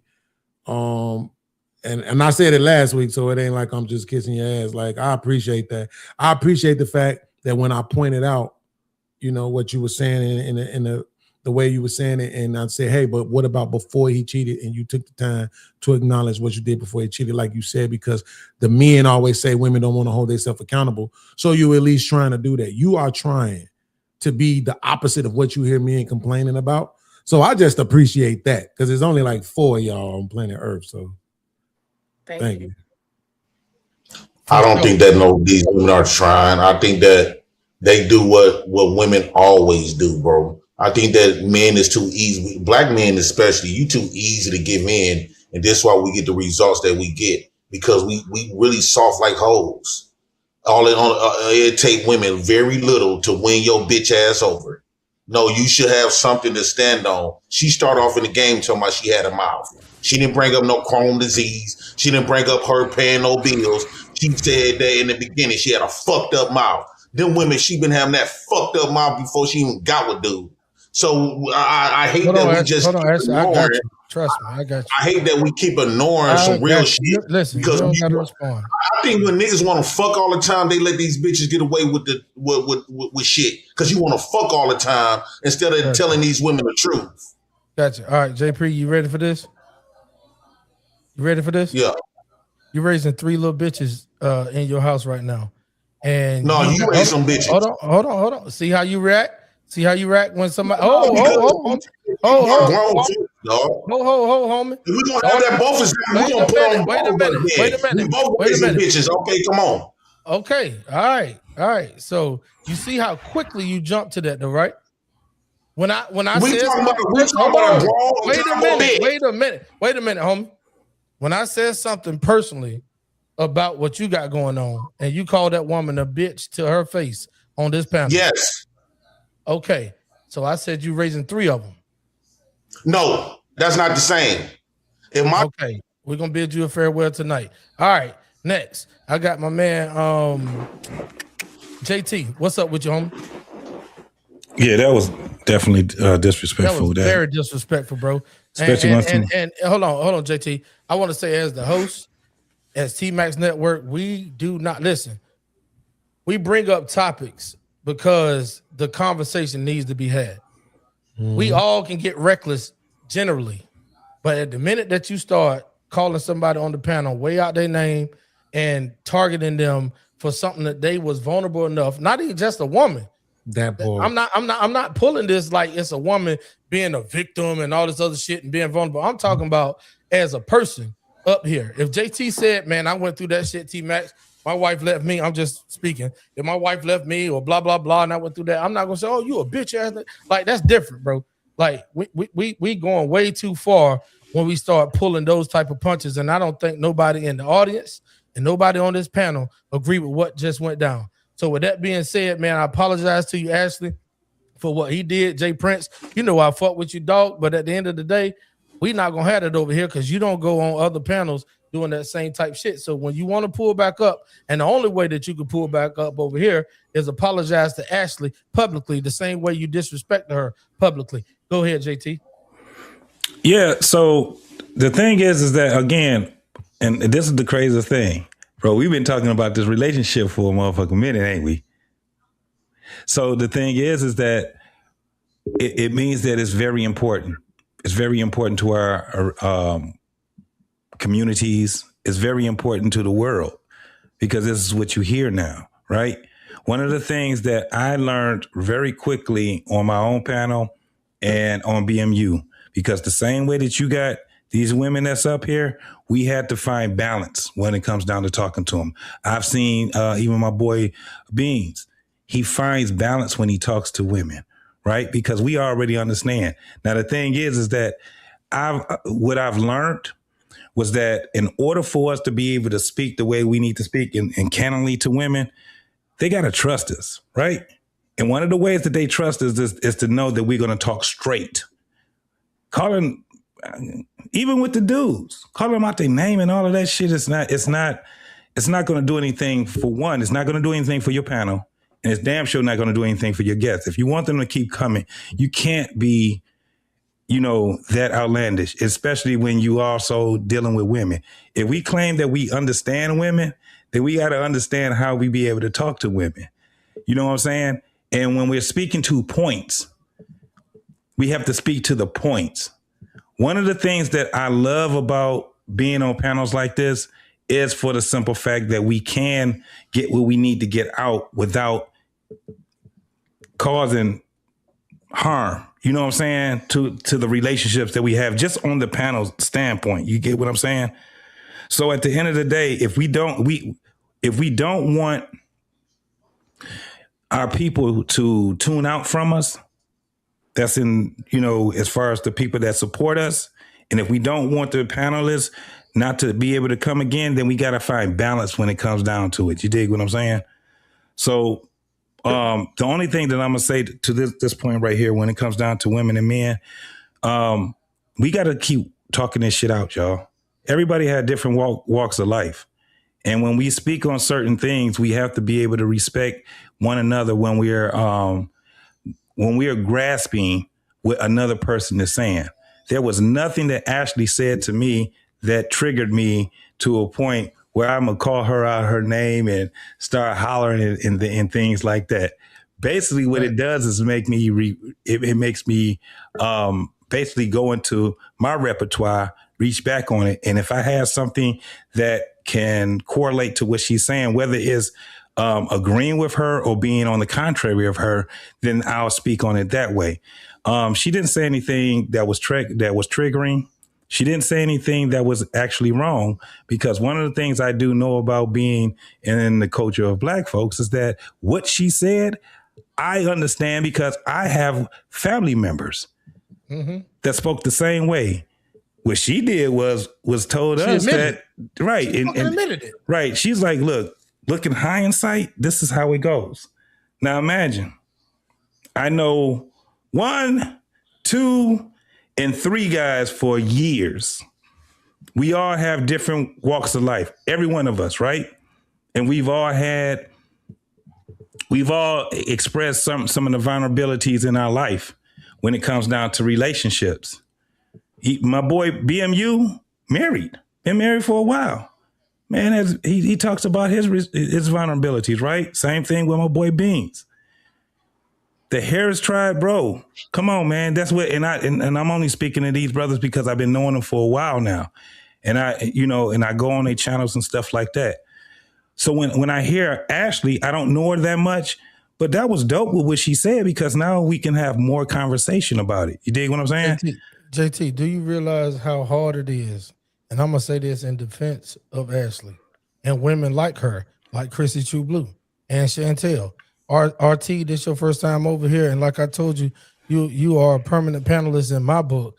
What we don't do over here on T-Max Network, even though we have conversations that may seem as if we're trying to spark something, but what we're really trying to spark is the conversation itself. Because what Ashley just did and what Chrissy does all the time, and Chantel as well, is they literally come up here and take bullets from the guys. They may, do what everybody do, try to defend it and be defensive. But at the end of the day, what they do, JT, is they be honest about their own shit. Yeah. They concede more than I've met any women. That's why they on this panel. They concede more than I know. When I say concede to the truth, not just concede because they outnumber. Yeah. You know what I'm saying? They concede to the truth and then put themselves out there to be vulnerable. And we don't do it as much because we men, but when we do, they don't come up here and do what the fuck just happened. Right. So we have to that we bitch ass niggas because you let your woman go, talk to you that way. Yeah. So T-Max, that's what I'm saying. In order for us to even get a female man, do you know how hard it is for niggas to get females to come on the panel, bro? Hey, look, I know, dog. That's why I rock with the ones that come up over here. The ones that do, we gotta sandwich that shit, man. And the thing is that we gotta find balance, and it helps us to find balance on how we speak. That's why when I do hear, and that's dope, man, and I gotta salute my boy Beans. When Beans talk, only thing he try to find is the truth, right? He gets to the truth. And that shit can be... Man, hell no. No, listen. Hey, man, watch out, man. Watch out, T-Max. Let that man finish talking. It gets to a point where it gets people to think. You dig what I'm saying? It's the same thing. BMU does the same thing. Let me tell you something. Hey, the Harris tribe, bro. My brother is way more of a firecracker than I am. And niggas know I'm a firecracker, but he's just as much as a firecracker as me. He the same. Me and that nigga done talked. I done been on his panels. He done, but this is the thing. Like I said, it's dope that when I see brothers doing things that's in alignment with what I'm doing, but they do it differently. He does that shit with his own people. You dig what I'm saying? I've seen my man, and he will hold men to task, and he will hold women to task, and it'd be his own fucking family, bro. You know what I'm saying? But that brings up the trust, and I ended with that, Beans. Go ahead. I want to say this real quick to my chat. Hey, I just put it in the chat, man. I want T-Max to confirm that happened. Y'all match me. I just sent the man a cash app. I want one of y'all to do it too. I think it's a manly shit that you just did. Right? First, you allowed the space for Ashley to say something back. But then once you saw that the disrespect was going to continue, you didn't need nobody to send you a cash app or a super chat to drop them, right? This thing that we created in the space called bounties, right? You didn't need that. No, I'm not allowing that on my show. You stood on that. When you make it to 10,000 subscribers, still be standing on that. I seen your little muscles on your IG. I'm not scared of you. You better still be standing on that shit, or I will come for you. Hey, somebody in my chat, match me. Send that man some money so we can show respect for men when they step up and they do the right thing, right? But the other thing, I said it to Ashley. I sent to on your Facebook, to your boutique Facebook page and everything. Like, bro, listen, all I want, BMU knows this, JT knows this, Mr. Harris, that's my man. He knows this. All I want from women, let me say it out loud. For women, when y'all come on these panels, you know what we really want from you? We want the psychological experience of women that we don't get to have because we're men. When you do the whataboutism, we say, oh, women do this. And you're like, well, what about the men though? That don't help the conversation at all. Right? It might help the views a little bit because people like to see us get into it. But when do we get to have a real conversation? Jay Prince is okay with me, right? But him dropping Jay Prince shows that he's more concerned about respect and the conversation than he is about money. So that's important. So right now, while the conversation is premier, right now, where the conversation is the apex, what I'm saying is tell us something other than what about the men though? Tell us something other than what we can get from the average chicks, because y'all not supposed to be the average chicks. You're hitting the links. You're camming up, right? Truth be told, and I promise I'm not even flirting, but saw RT, she just looked like a PhD to me. So I had this expectation that when she opened her mouth, it was going to be this prolific shit coming out of it. And it's still possible. I'm not saying it's not. I'm not trying to take a shot at her, but I'm just saying the fact that she came on cam and she cams up, I have an expectation. Everybody knows this about me. They keep telling me that I need to stop expecting this from people. But I'm like, no, if you hit that link and you come on this panel, keep it real, say what's really going on. Ashley just gave y'all the blueprint. When I said, yo, but what about before he cheated on you? She could have easily said, I never did nothing wrong, but she didn't. She acknowledged that not only did she do it, but it's been going on in a generation prior to her.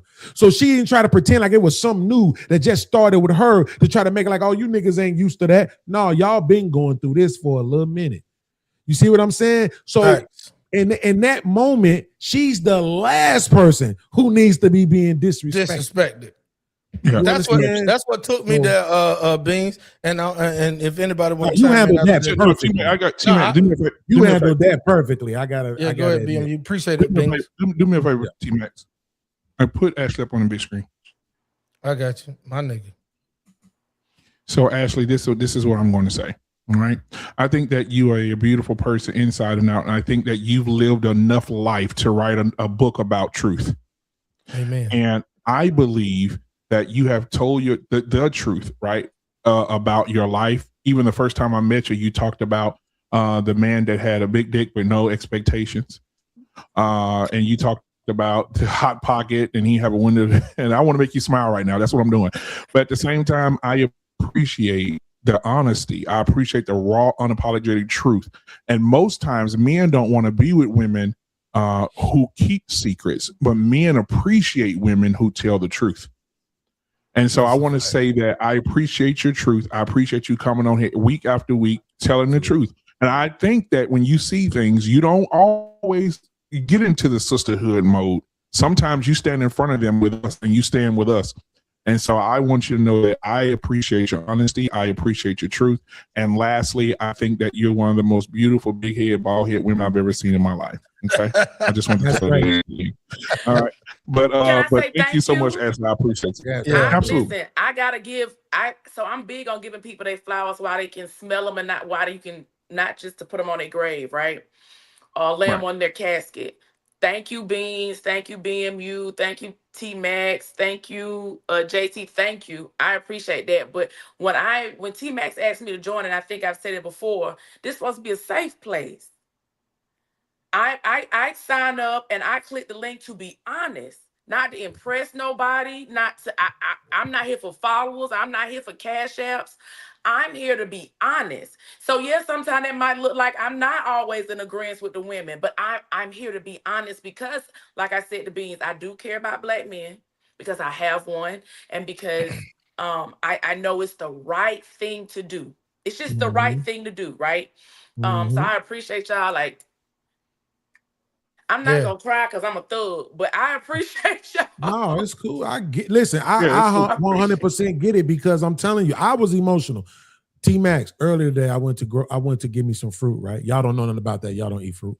But I went to give me some fruit, right? That's crazy. And when I was leaving out, this girl walked in. When I tell you 5'2", 5'3", sister locks, chocolate, fine. I'm talking about body was, I know they told me that I ain't supposed to say T, but fuck that, I'm saying it. Body was T, bro. Feet was out, T, bro. And she walked in with a white dude. I cried all the way to my car. I cried all the way to the car, Chrissy. I was like, wow, Lord. I thought you wanted me to believe in you. I can't believe in you when this shit is going on, right? So for me to go from that to you being open about what's going on with you, you made me feel better. I'm still going to drink my drink.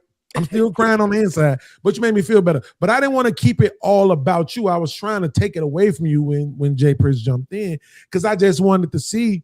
We already know that Sister Chantel already admitted that she's cheated before, but I didn't know if Christy or and especially RT, because I'm trying to give her another chance to win back my vote for presidency, right? I want to know if RT will tell us before we go to the last subject. Have you ever done anything wrong in your relationship? And if so, what was it?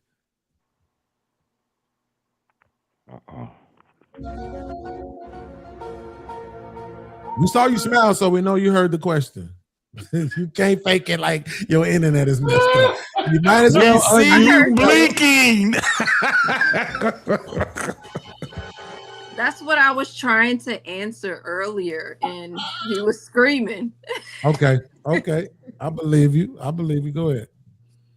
I said when you guys were asking the question about divorce, and I just said that the reason why we divorced was because of that main issue. Okay.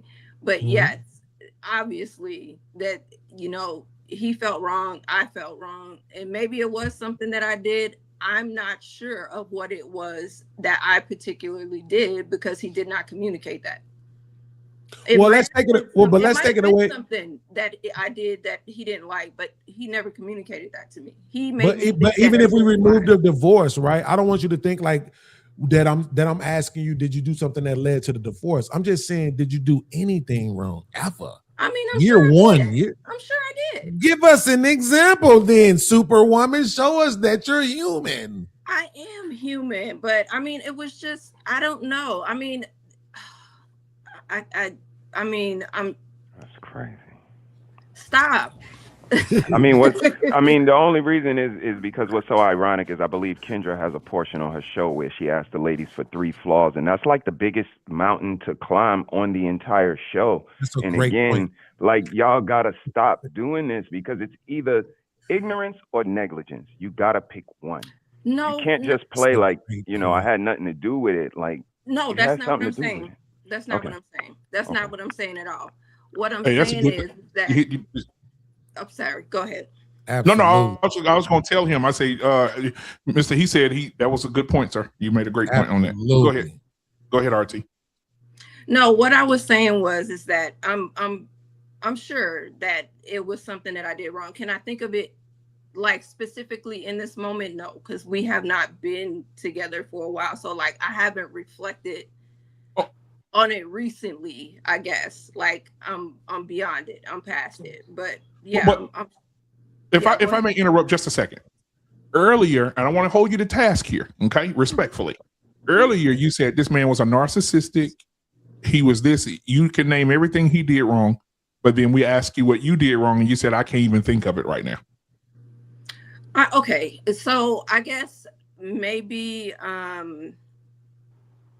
not saying I wasn't I guess attentive to him, because that wasn't the case, but maybe I didn't go along with his ideas all the time. Like when he would want to do something or plan something out, or he have an idea or a suggestion, like I would have a rebuttal for. So you were crippling his leadership? Yes. Oh. Okay. All right. I'm gonna live with it. I'm gonna live with it, and I don't pray, but I'm gonna pray for you. Cause if you was running from just off your face alone, if you was running for mayor, I would vote for you. Right. But you have to be more self-aware than this. And I'm gonna take it off of you, and I'm gonna just generalize it to women. Most women aren't. I'm telling you, this is not nothing new. It's so many women. That was a great point that Mr. He said brought up. Because what do they be saying, Mr. He said? Oh, one of my flaws, I'm too nice to people. They get themselves backhand compliments. That shit be wild as shit. I trust people too much. I got a big heart. I got a big heart. Big heart. That's a flaw. Right. It'd be like, yo, say your feet ugly or something. Damn. And also, this is like my first time here, so I'm trying to get acclimated to y'all's panel. So it's gonna No, take me a minute. it's all good. So Thank you for sharing, Shorty. Thank You, you for the sharing. fact that you haven't got offended, loud, like Well, I y'all got are the bomb, offended. man. All of y'all are the bomb. I At got this point, all of offended. y'all. Hold on. You Let get her offended? explain. Hold on. Yeah. I'm offended you. No, this would be good. What offended Yeah, go you? ahead, Yeah, RT. what offended What you? I offended got you? offended when he called Ashley the B word. Oh, okay. Oh, okay. That's what I'm talking Yeah. about. Let's We give all her some got credit. offended by that, though. Yeah, let's give her some credit. I The got a whole question. panel was offended by that shit.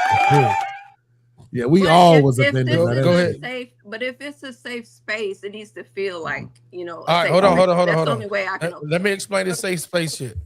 I just want y'all to Yeah, know go ahead. Yeah, you got to. who I am, okay, and what this platform is for. It's accountability on both sides, I men, got that. women, everybody. I get got that. you. But Ashley is the one that brought the word or the phrase safe space, and then you double down on it. I just want to let you know what that looks like. Safe space means you can come up here and be 100% yourself. You can be 100% honest, Right. or you can tell a whole fucking lie, right? As long as you ain't caught in it, because you're gonna be held accountable. Right. But what you're not gonna come up A lot here of and do chess players up here. is a lot of chess players up here. A lot of chess players. We get your ass. We might have a small checkmate, channel and just hit 1,000 tonight, but him is him. I'm trying to tell you right now, and them is them. So look, you can come up here, be honest. You can be yourself. Get your eyes little home. You can come up here, be honest, be yourself. You can call people out, right, on their bullshit that they say, but we're not going to be disrespectful to the point to where you're targeting somebody and using terms like that. Now, when it comes to men on men, and this is one of those double standards, I've heard men talk shit to men like it wasn't no tomorrow. What's that sound, BMU? What the sound like? Beans, you ain't shit. Yeah. Yeah. So I wrap it up and land my own plane by saying this, RT. This is a safe space. It's a safe space for people who are willing to put themselves out there. And I'd say talk general. The minute you're going to look, if a general topic come up, and Chrissy True Blue, more than anybody can tell you this, if a general topic come up, keep that shit general. The minute you start putting it to your personal life, because a lot of people do that, we got to understand that people gonna check you on that, but y'all gonna check them on respectfully, I should say. Yeah. All right. So last but not least, I'll say this right here. This network is about holding each other accountable and being 100, but to have the conversation and put the whole thing out there on Front Street. It actually started out being called Under the Rug Conversations. This was 5 years ago, and it wasn't even on this platform. That's why we just hit 1,000. Under the Rug Conversation started out on other platforms that kind of took ground because so many of us in our community sweep conversations under the rug, like uncle sleeping with niece. Different people in the community having children and not saying who the dad is when they know who the dad is. Dads walking away from their kids, not giving a fuck. Like all that stuff was under the rug. So that's the reason why we even got this platform. And that's the reason why beautiful women like yourself, Chrissy True Blue, Chantel, Ashley, so many others pull up over here and y'all feel safe. So with that being said, I'll let BMU take back over. We're going to hit this last topic before we go. I don't care what y'all say. Yeah, we can hit it. We can hit the last topic right now, but I want to say this real quick too. I'm so glad that we're able to connect on that level as well, as far as doing content together. With me being in this game a while too, JT been with me since day one, man. Mr. He said to been on my shows, man, cooking, and so it's like, and Bean's been on my show cooking, man. All of us know each other. We've been knowing each other for years, and so I think that we've had those conversations too. That you talk about under the rug. I'm thinking about a show we had called "What Happens in This House Stays in This House," and we had women come on who actually talked about being molested when they was younger by their uncles, and they were crying. They turned their cameras off. You could hear them crying and moaning in the background of their microphones. That's what it's for. Expressing how they uncles touched them or how they got molested or how they got touched, whatever. So yeah, those conversations, that's what we say at the BM. That's why when you said, I was like, I'm gonna click with this nigga, because that's what we said at the BMU network too. We have the conversations that nobody else wants to have, bro. That's a fact. Absolutely, well, BMU, bro. let's transition into this last one because I know that some people got to get up early, and I'm tired of being tired. All right, so here we go. Right. I mean, working during the day, stripping at night and shit, and trying to come do a show. Stupid as hell. Lazy ass. And then selling dope and shit. That shit don't. Hold on. This nigga almond joy and shit. He just yeah. It ain't a podcast till you hit 10 hours. You know that, right? Hey, Right, listen, let me exactly. Come on, hold on. Both of y'all seasoned vets with the dick swinging contest. Let me tell you right now, pause. But let me tell you what this do. Let me tell you what this do. I hit 12 hours on something that really is beyond podcasting today. So then I can give you niggas 4. And I don't. If you would have never asked me for cash apps, go back and look at my my past streams, bro. I really don't want to dime from YouTube. I'm gonna just be honest. I've declined. People asked me to drop my cash apps before, and I'm being transparent. And you go back last show, I said, "No, I won't do cash. Not mine. If anybody else want to do theirs, that's fine. Because they're all up here giving y'all time. But me myself, I don't do this for money, bro, at all. I'm just keeping it just so you don't have to think too much about it. My contribution to you ain't about this. My contribution is about the man shit you did. Yeah, I just like stand up shit. JT knows this. I just like stand up shit. And when I see stand up shit, I gotta salute it. And I made about $15 tonight, so I sent you 5 of them. Nigga. I appreciate you, nigga. You stupid. Nah, but you good, man. And look. All jokes aside, though, that's what I want, though. Like, I want to connect with people who gonna help me grow, not just on these platforms, but I'm talking about up here. And then I want, if I could create something, and I'm gonna toot my own fucking horn, dog. Like, even though we just hit 1,000 tonight, and there's other people who have way bigger platforms. I'm talking about 50, 60, 70, 100,000 subscribers on this platform, YouTube, that tell me that I'm on to something, but my shit is small. Why? Because we had the real conversations and we bring up the people that are willing to do so. So shout out to T-Max Network, that being me and everybody who connected with me, whether it's near and far, man. I love y'all to death. We're going to get on to this next one. Here you go. Judge Mathis had to bring you back on to follow up on this Nolan Wells case, man. Yes, thank you for having me. How you feel about this second autopsy that was done on Nolan Wells? Yes, I think when we last spoke, we were awaiting the forensic autopsy because the original autopsy performed by the county examiner, we just weren't convinced it would be independent, quite frankly, because we weren't getting enough information from law enforcement. The forensic autopsy came back.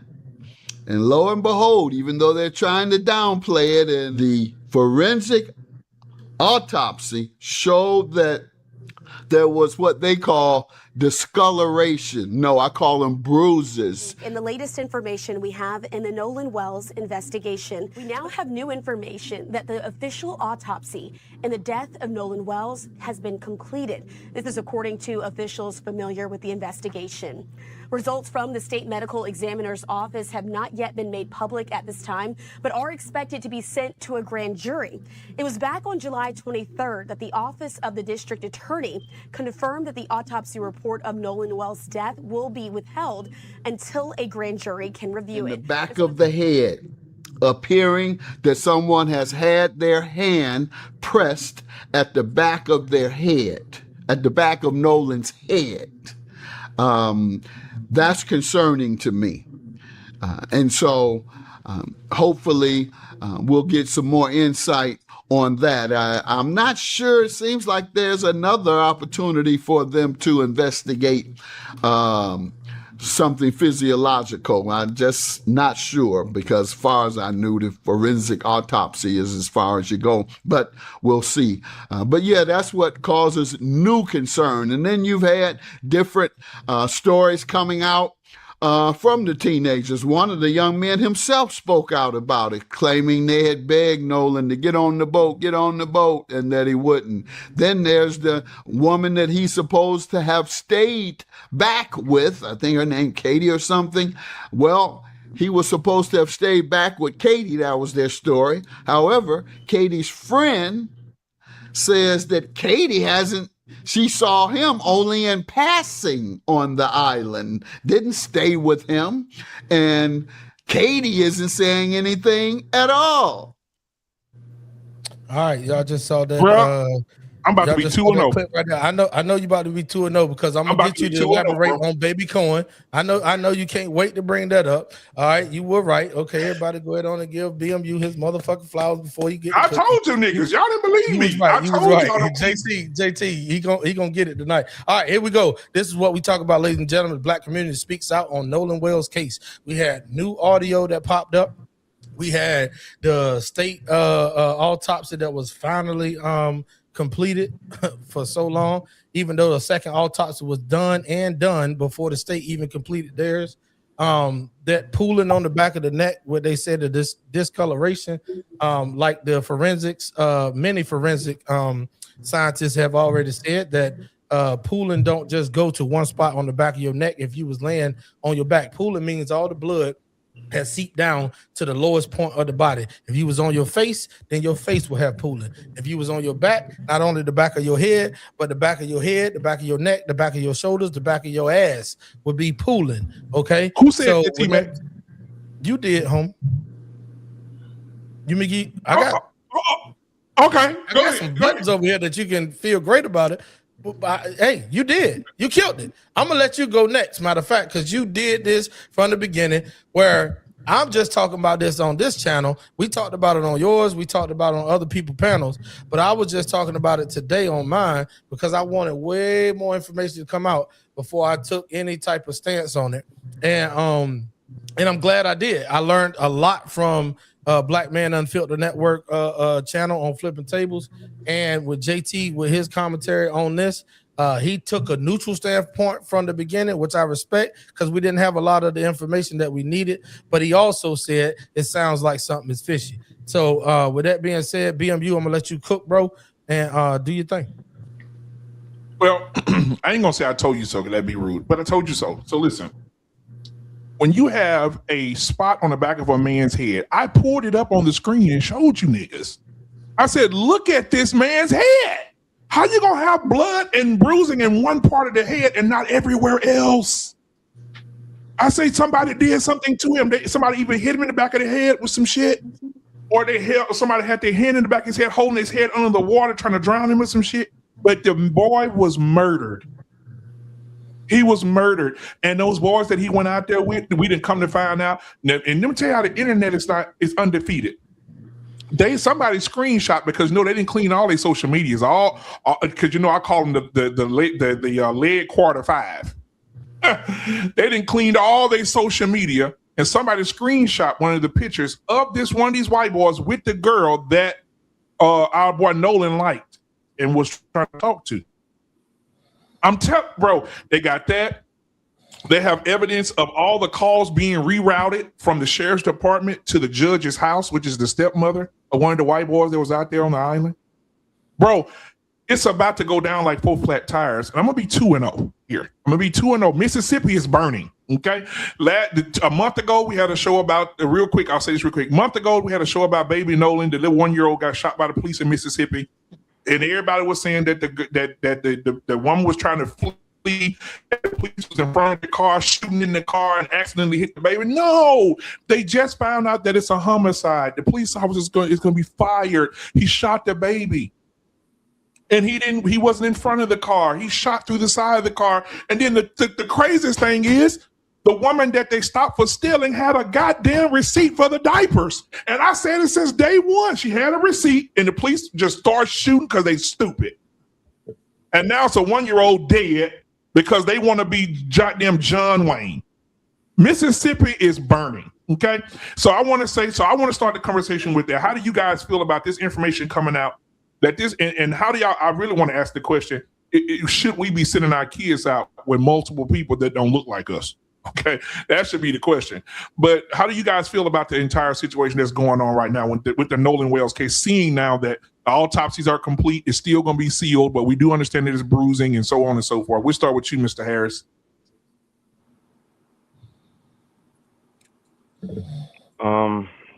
Condolences to the young person, and to all involved. Condolences. This is not really something I like to touch on, only because it's a child and situation happened. But what I would say is this is the result of divide and conquer. Something I always say is, a lot of people are very very 2026. They don't see race and just by character and yada yada yada. But I'm not like that. I think it always was, it always is, and it always will be about race.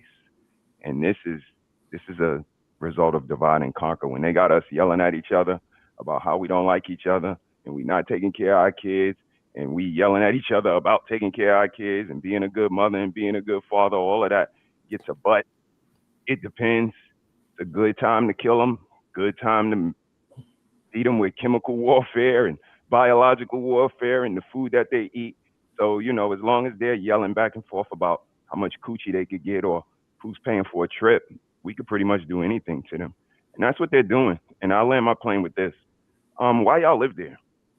I'm a New Yorker and I live in Baltimore now, but I live around people that look like me. I went to an all white college and that was all I needed to see.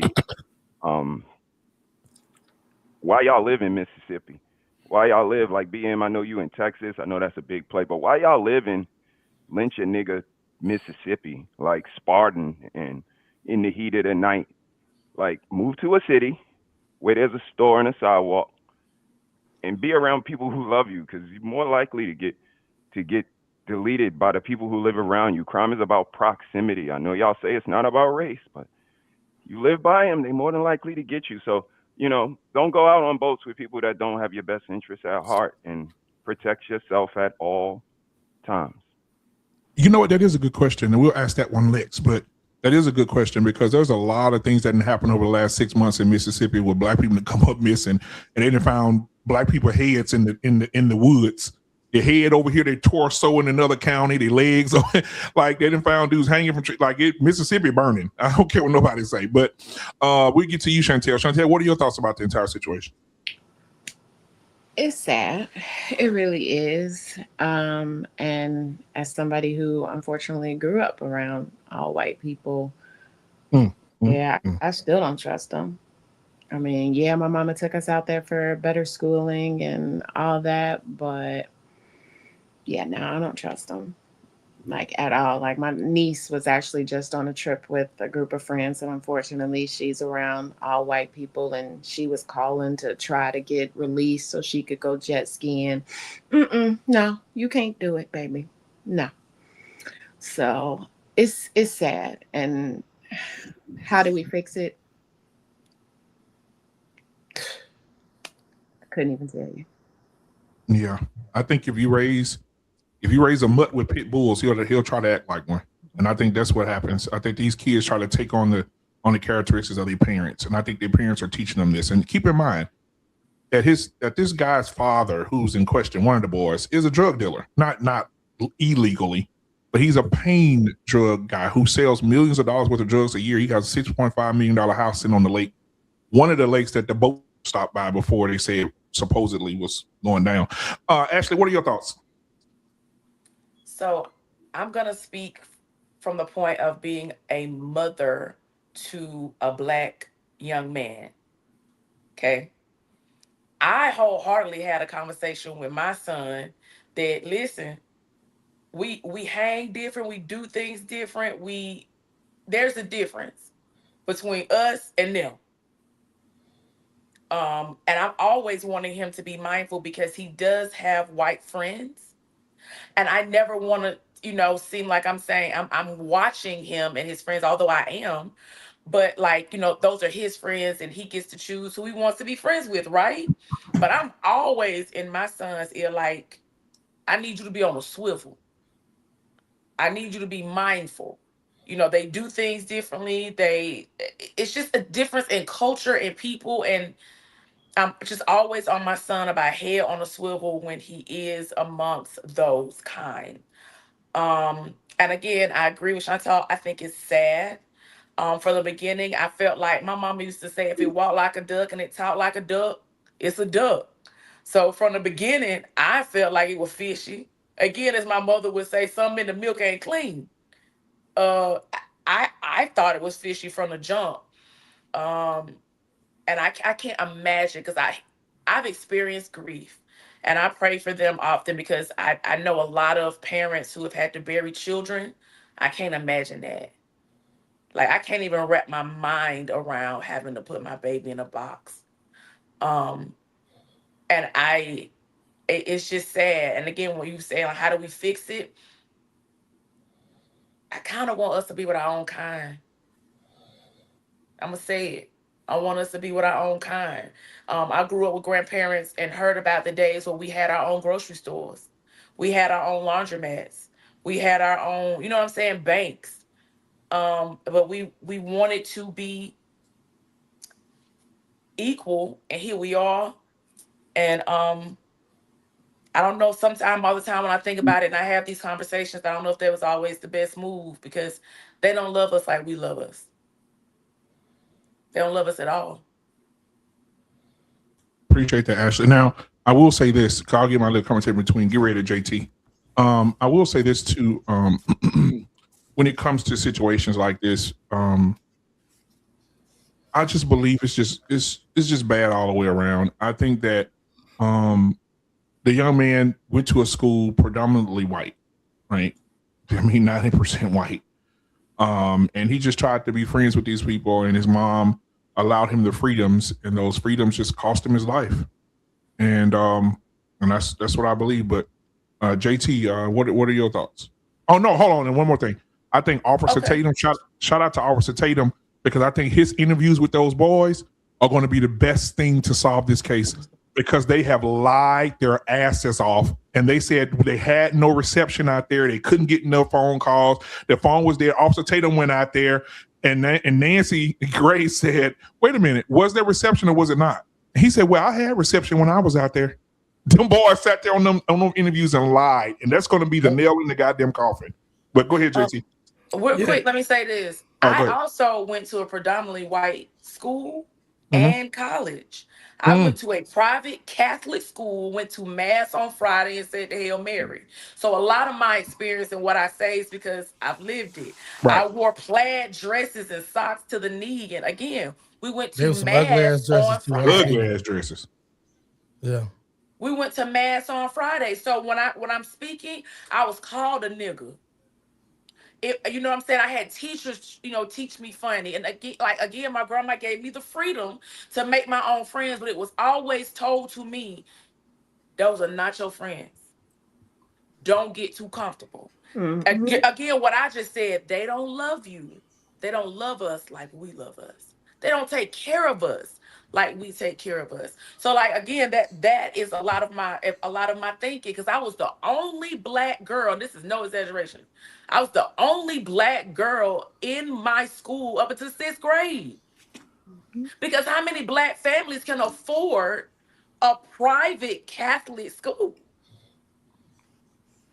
So, especially back then. Yeah. Yeah, so teenagers are reckless. Especially when you have to deal with fucking alcohol and drugs and shit like that. Give a fuck what color they are. They just reckless as shit. You add a boat and cars to it. And then you got a remote fucking island you add to it too. And then you start adding, relationships and motherfuckers out here getting jealous and stuff like that. And that shit is crazy as hell. One of the things that we're gonna keep experiencing when it comes down to this, and I'm not pretty much old nigga. I'm not having no kids, and I'm damn sure I ain't about to have no more goddamn teenagers. That shit was hard as hell. I mean, that's not just your decision to make. I mean, maybe Don't be a petty as fuck, boy. Go ahead, JT. Very, very, very. Hey. But when it comes down to teenagers, one of the things that parents have to be is 100% involved. And right now, when you look at the dynamics of adult relationships, you don't have that anymore. Why? Because you don't have mothers and fathers together. You don't have cousins that's actually around each other. You don't have people that are actually best friends anymore around each other. You don't have people that's actually, teenagers don't, they don't think at 16 and 15 as if they would if they were in their 30s.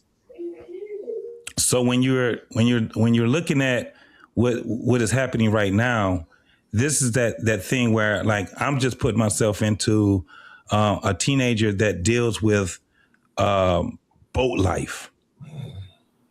That boat life shit is very fucking dangerous, especially when you have islands. I'm in a state that has peninsulas and islands around it and boat life.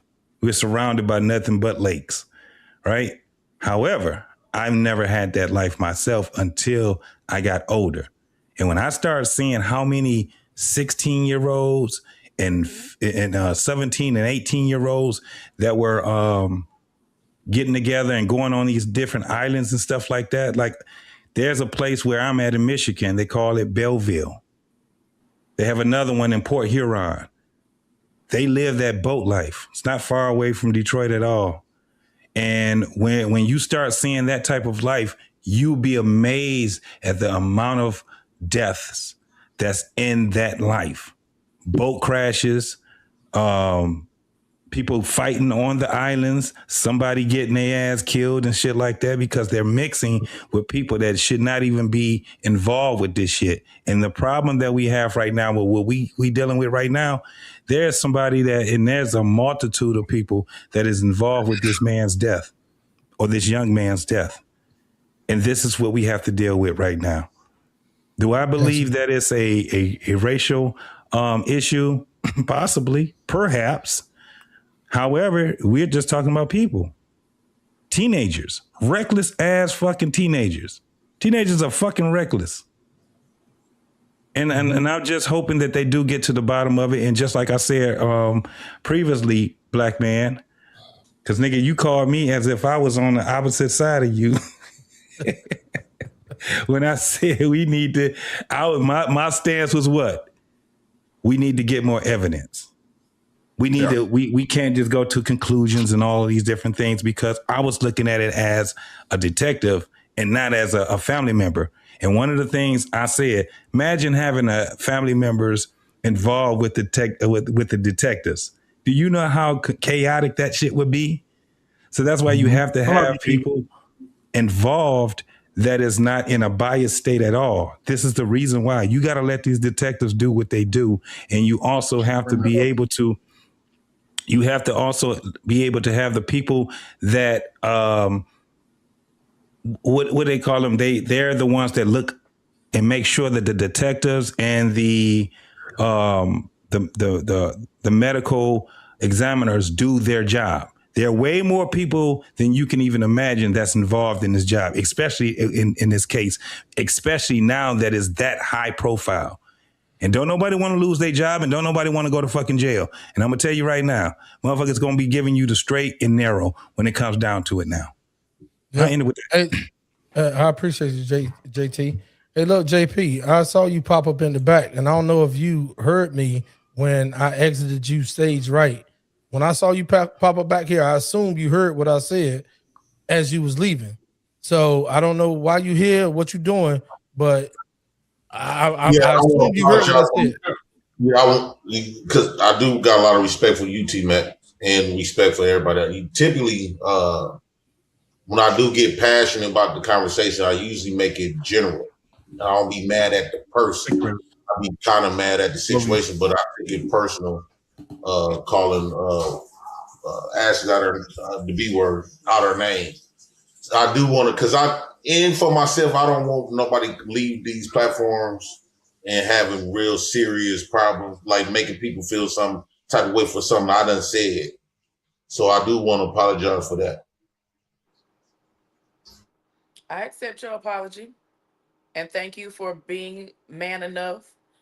Just in general, a good person and wanting to come back and apologize. So I appreciate that, and I acknowledge that. Thank you. Oh yeah, my fault again. Now we gonna have some more passionate conversations. I look forward but to it. I'm gonna make it my duty to keep it on the topic, because I take a lot of these topics I take very serious. I gotta stop like living my reality on this internet, because I be truly invested in what we talking about. Maybe because I be sitting up here and I express what I go through or done seen or witnessed. I think a lot of I ain't gonna bring other people in, but some people they use like talking points so they kind of be mild. I never understood how you talk about stuff that's so harmful or stuff that you done been through so harmful, and how can you just express it so politely? So a lot of times I'll be real excited about what I'll be saying. I'll be meaning no harm though. I recognize your passion, and I think a lot of why you are so successful is because you're passionate and you believe what you talk about. No matter who else believes it, you do. And I think kudos to you for that. But again, I appreciate you coming back on this platform and apologizing. I accept your apology. And I hope that whatever, because it just felt like you were triggered. And I hope that whatever, you know what I mean, that trigger was, or just in that passion, that it lands safely, and you know that you are, listen, without doing all that extra shit, you matter, you're heard, you're seen, you're cared for. It doesn't have to come from such a, a not vulnerable space, because we come here to keep it a book and be vulnerable, right? But I hope the next time that happens, you can step back and remember this time, and it'll be a softer landing for you. You know what I mean? Because I don't have no personal problem with you. I do not. I wish you the best. And that's all I got. I wish you the best. And I do. I wholeheartedly appreciate you coming back on this same panel that it happened at, and being man enough to stand up in it and say, hey, that was fucked up and I apologize. So I appreciate you. Oh yeah, no problem. Now I'm gonna be unmanly. I gotta go beat my kid's ass. My oldest daughter to throw some boiling hot water and burn my baby skin off her back. What can I put on there? Hey, Jojo, come here. Hold on, bro. Hold on. I'll tell you what you could do. Bro, hey, look, go ahead on and handle that. JP. What can I put on her skin? She done birthed. Anybody up here got any damn she needs to go to the hospital. Facts. She needs to go to the hospital. She do. Yeah. You can put some ice on it now, though, keep the swelling down, but you need to go to the doctor. Yeah. And the ointment. Go to the hospital. Yeah, bro. It ain't something you can do at the crib. Yeah, no. She needs to be seen. All right, y'all. The longer you wait, the worse it's gonna look healing. Hey, go ahead on and handle that, man. Hey, let me know how everything go, man. Black House in the building. Yeah. Hey, JP, right before you go, I know you got to go. Hey, look, bro, when I saw you pop up, I understood that you heard me. Man, that's big of you to come back and do that right there. And I hope it was from the heart. And just knowing you, I know it was. Go handle your daughter, man. We fuck with you. All right. Appreciate y'all. In prayer. All right, for sure. All right, boy. All right, so I just want to say I'm hurting. What about me? I know that's right. Look, You check were this out. Here's the question. Here's the question. No, not that. I did a show earlier, and now you doing this show, and ain't nobody sending no super chats. I'm hurt. I got you. Hello. Hold on. Let's get to it. Here's the real question of the night when it came down to this last topic, right? Do you think Mississippi officials will get this one right? Now we know how Mississippi rock and roll. We gonna Wait, first of all, I didn't get to answer the last question. What are we doing? Hey, I can't wait till y'all niggas have a live. BMU, when I come over to your live. Come through, nigga. I didn't get to answer the last question. That's wrong. My time matter. What's the last question, my nigga? The last question was when you add 2 and you subtract 3. Hey, that one was crazy. Hey, listen. Here's the last question of the night. Yeah. I love you, niggas, boy. And newcomer, RT, trust me, I appreciate you pulling up and giving us these 4 hours. I promise you. It ain't always like this to get kind of sidetracked, because we know that Chrissy True Blue is sacrificing her live time over there with her audience still waiting. Her audience is probably waiting a good hour and 30 minutes, right? But with that being said, the last question of the night from the video I played is, do you think Mississippi will get this one right? And we're going to start around the panel. Everybody says no so far from their words or their facial expression. We're going to start around the panel, and we're going to go with my man's down at the bottom. Hey, Harris family and the group, go ahead on and tell us what you think, bro. The outstanding state of Mississippi, they will absolutely get it right now. In whose best interest? I can't say to whose best interest, but they will get it right. Okay. All right. We're gonna go up to the top. Lady Ashley, go ahead. No, they not. In true Mississippi fashion, they will not. But I like the Harris Tribe Media Group. I like how he put that, because they gonna get it right for who they need to get it right for. That's a good I spin caught on that that too. thing. That But was good. To get it right for that young man's family, hell no. All right. BMU. You mean leave you for last? I figured so. Go ahead on RT on you. I don't think they're gonna get it right. I think this is gonna be just like all the other cases. They're gonna do what they want to do. I don't think the family's gonna see any justice. Okay. All right. Lady Chantel. I'm the same. They're not. I couldn't tell you the last time they did. So no. Here we go, Chrissy True Blue. It's on you. No, they not gonna get it right. It's gonna be a cover up. Fair point blank, cover up. It's already starting to be one anyway. So I mean, at the end of the day, I don't think it's gonna be justice. I think they're gonna come back with some. They had already ruled that it was no foul play and it wasn't even no autopsy done. So you already know it's washed. It's a washed case. No doubt, no doubt. One of you niggas was singing the old Negro spiritual and humming it underneath your breath. I think it was Beans. So I'm gonna go ahead on to you, homie. Go ahead, Beans. You look like old Negro spiritual that you had it deep down inside. Not you look like. I'm talking about you look like you know them hymns. No, go ahead. I ain't talking about you how you look. I'm saying you look like you look like you know those hymns, like you went. All right, y'all. The bounties is in effect. $5 to drop this nigga off his own pound. That's wild. It's some bullshit. No, I ain't you know what I mean, bro. You look like you come from a good, wholesome Christian. You said you're a PK. Sweet, so go ahead, bro. Sweet cherry ass nigga. Sweet cherry ass niggas. That's Great. probably the problem, right? But I did. But I can't bet my money on it, man. If I just had to bet, I'm gonna say no. I mean, I don't trust these people. They don't do right by folks who look like me, you know. And I don't care if the girl was stealing. That shit ain't worth shooting. Period. Point blank. Like they tell you us. talking about the wrong case. You talking about Baby Cohen.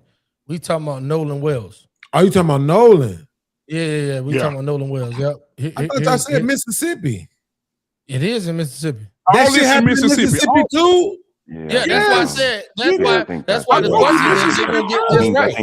I think that's how they get down out there. And to Bean's defense, that is accurate. How he thought we was talking about Baby Cohen, but this is a whole nother one, my dude.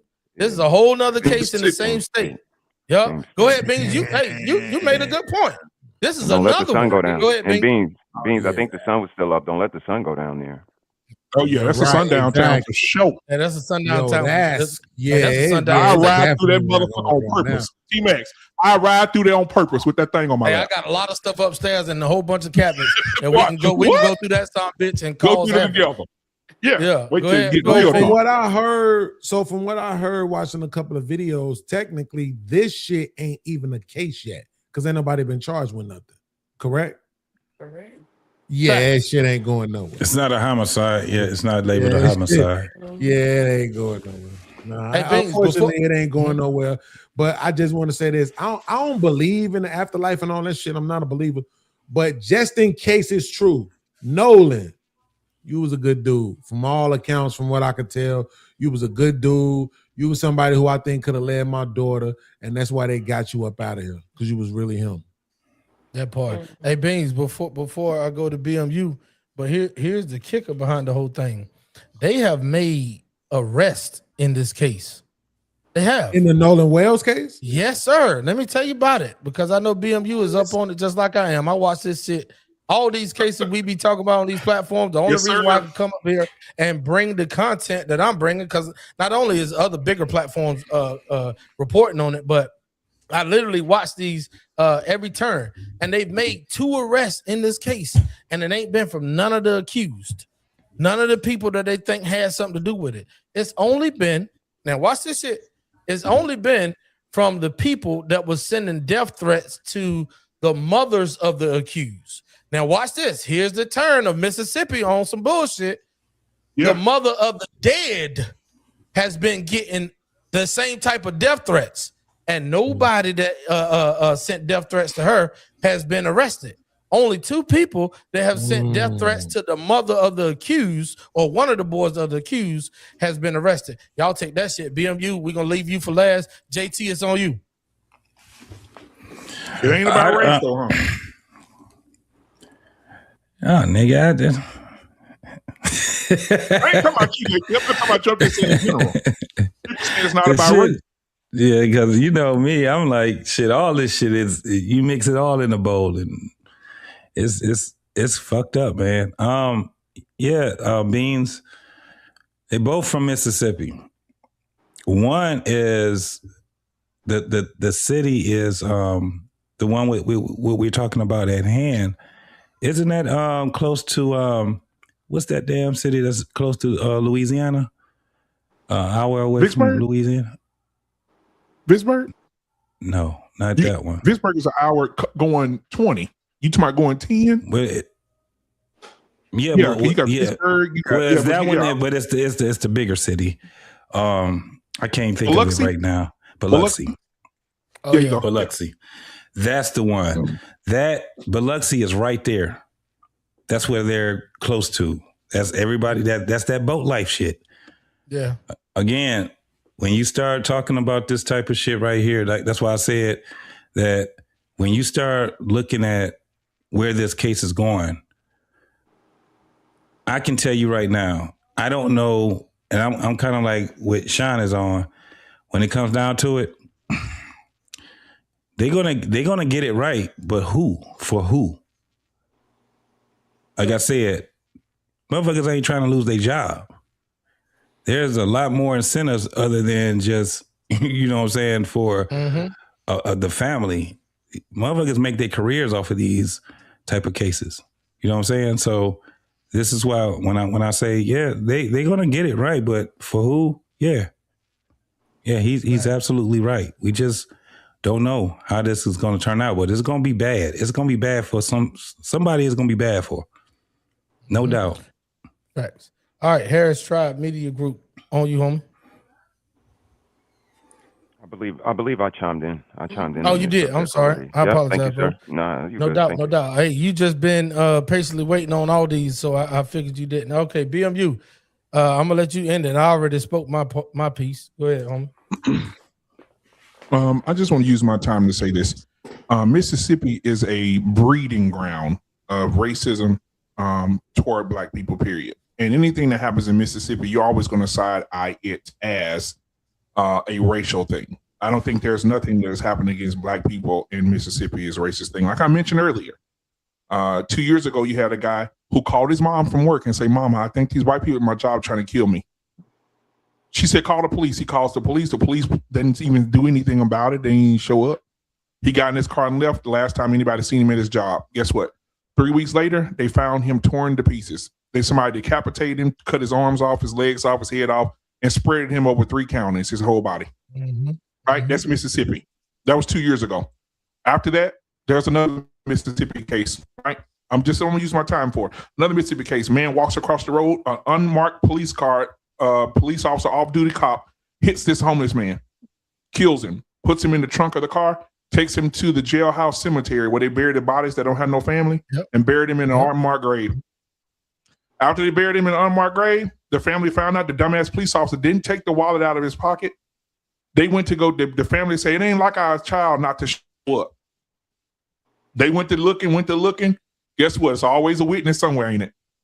Somebody found that man in that unmarked grave. That police officer got arrested. He was in an unmarked grave, wallet still in his pocket. He didn't have the decency to take that man to the hospital to get him any help. I got one more.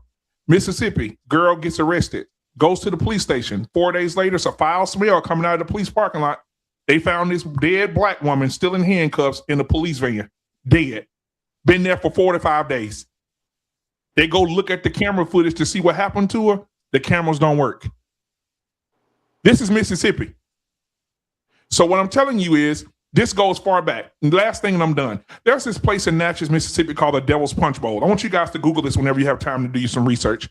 The Devil's Punch Bowl is a huge bowl-shaped place in Mississippi where it takes the overflow from the Mississippi River. And the Mississippi River, when it overflows, it gets too much, the water goes into the Devil's Punch Bowl. What people do not know is how that punch bowl got there. When the slaves were freed and they were going to their freedom, the white men got mad in the town, threw all the black people down there, told them to start digging. Turn them right back into slaves, even when they were free. They dug that hole. When they died, they made them bury the dead right where they stood. And they buried them, and they buried them, and they buried them. They kept digging. That's how you got the big-ass punch bowl. But guess what? The best peaches in the world are grown in that punch bowl today.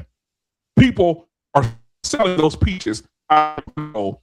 And people don't know, the black people in that community don't eat those peaches because they say it's growing from the bones of the slaves who are under those peaches. People didn't believe it. And you know what happened? When the water overflows from the Mississippi River in the Devil's Punch Bowl and the water recedes, they're still finding bones right now that's 50, 60, 80, 100 years old in that Devil's Punch Bowl to this day. Mississippi is a harvesting ground for racism. It's a harvesting ground for hangings. 70 hangings happened in Mississippi last year. We talked about this, JT. 70 hangings happened in Mississippi last year, and 63 of them, they said that it was suicide. It was self-deletions. I rest my case. They're not going to handle this correctly. Facts. And listen, the reason why, Beans, I don't know if you went. I know you stepped away. Did you actually go on this as we was going around the panel, Beans? Yeah, I did. I pretty much said I didn't think it was. Yeah. But I did want to say this too, though. So I feel sorry for all the stuff that BMU was saying. I don't know if there's anything that we could do about it, but I think we probably need to do something about Mississippi. If all of that is true, like, I don't know who can or will or I don't know what it looks like, T-Max, but that's crazy, bro. Even as much as I don't want to lose my life, to just for us as black people to sit on that one, sit on that information is like weird, bro. I just got two quick questions, Beans. Beans, where was Emmett Till born? I believe in Chicago.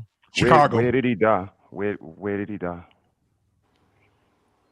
You making me want to say Mississippi. Cricket letter. Mississippi, nigga. Go ahead and say it. He died in Mississippi. Mississippi. Visiting his family members. Go ahead and say it. And they gave a contrast to this case, like Nolan Wells was said to, and Katie, we all know how she looked, right? Nolan Wells was said to go out there, but then they had a picture, and this is what I wanted to say on BMU channel a couple weeks ago when he first broke this case here on his panel.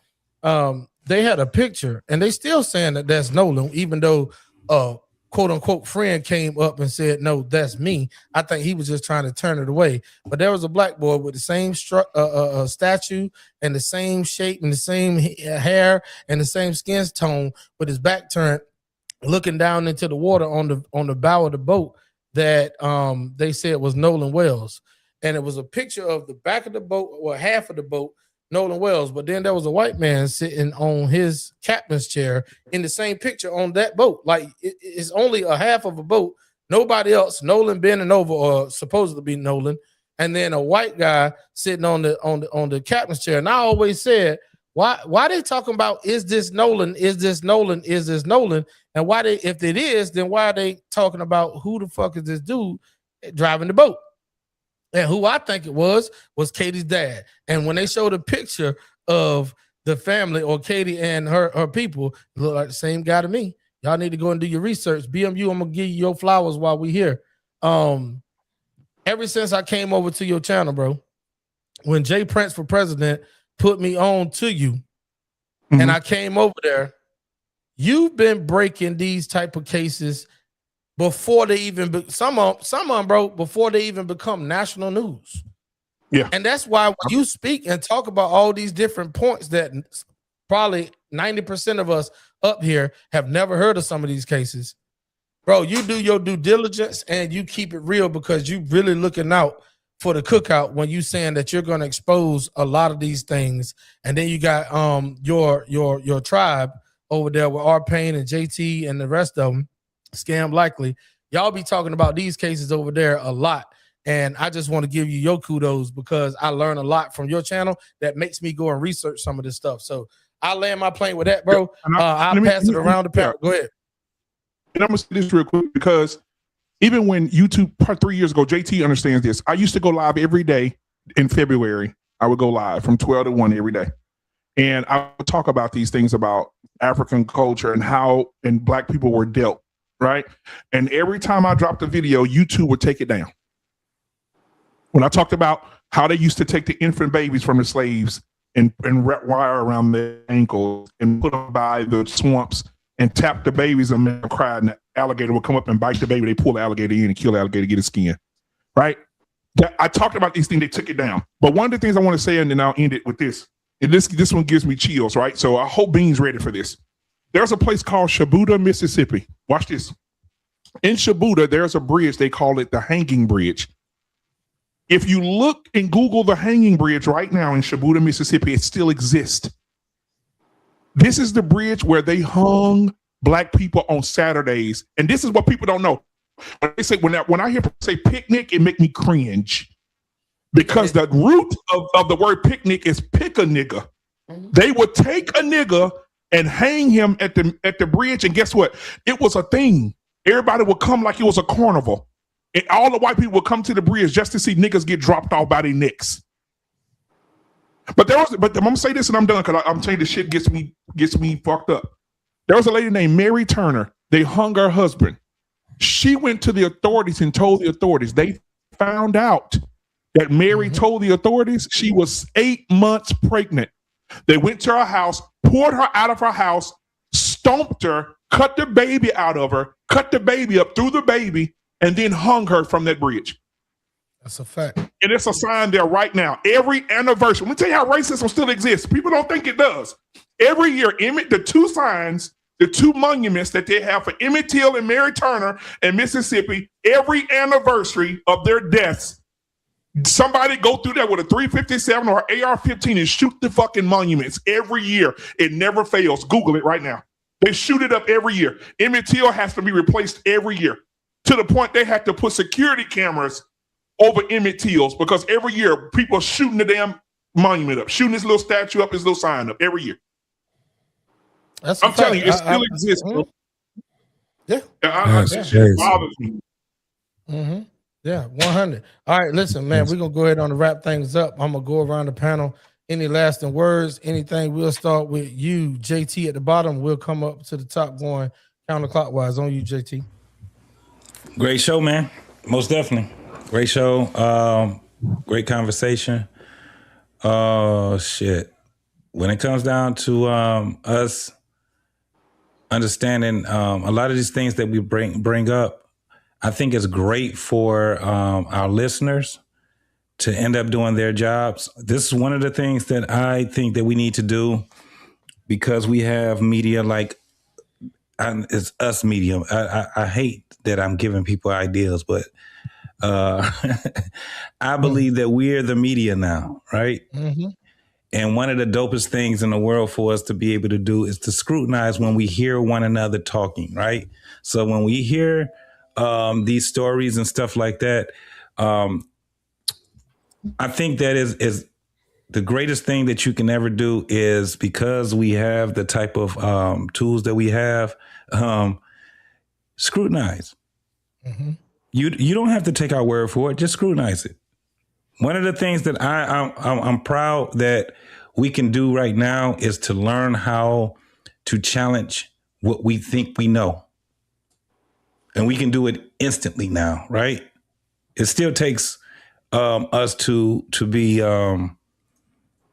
vigilant in how we look at media.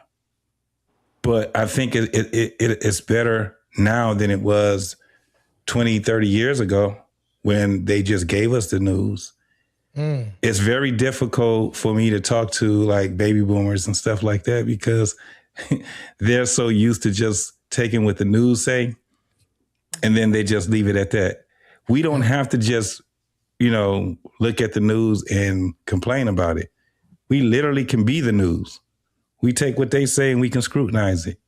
And we can give it to one another. And we can have it on a platform now where we all globally can talk about it now.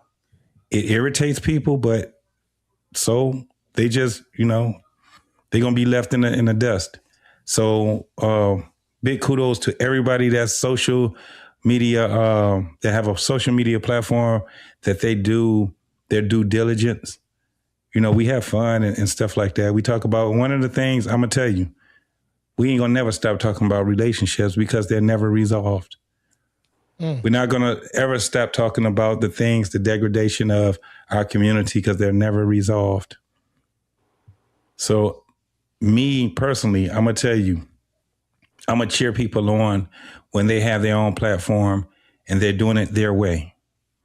If you don't think that what they're saying is true, you can always challenge them, right? Hit the link, nigga.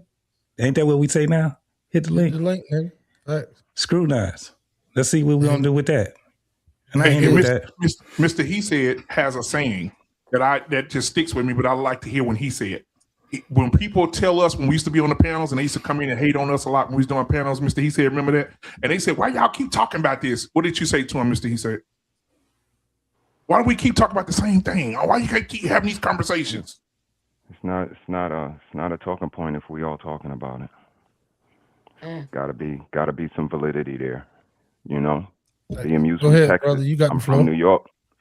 from New York. Brothers from Texas, Beans from Chicago, and when we meet up in a space like this and have similar situations, I think it stops being a talking point.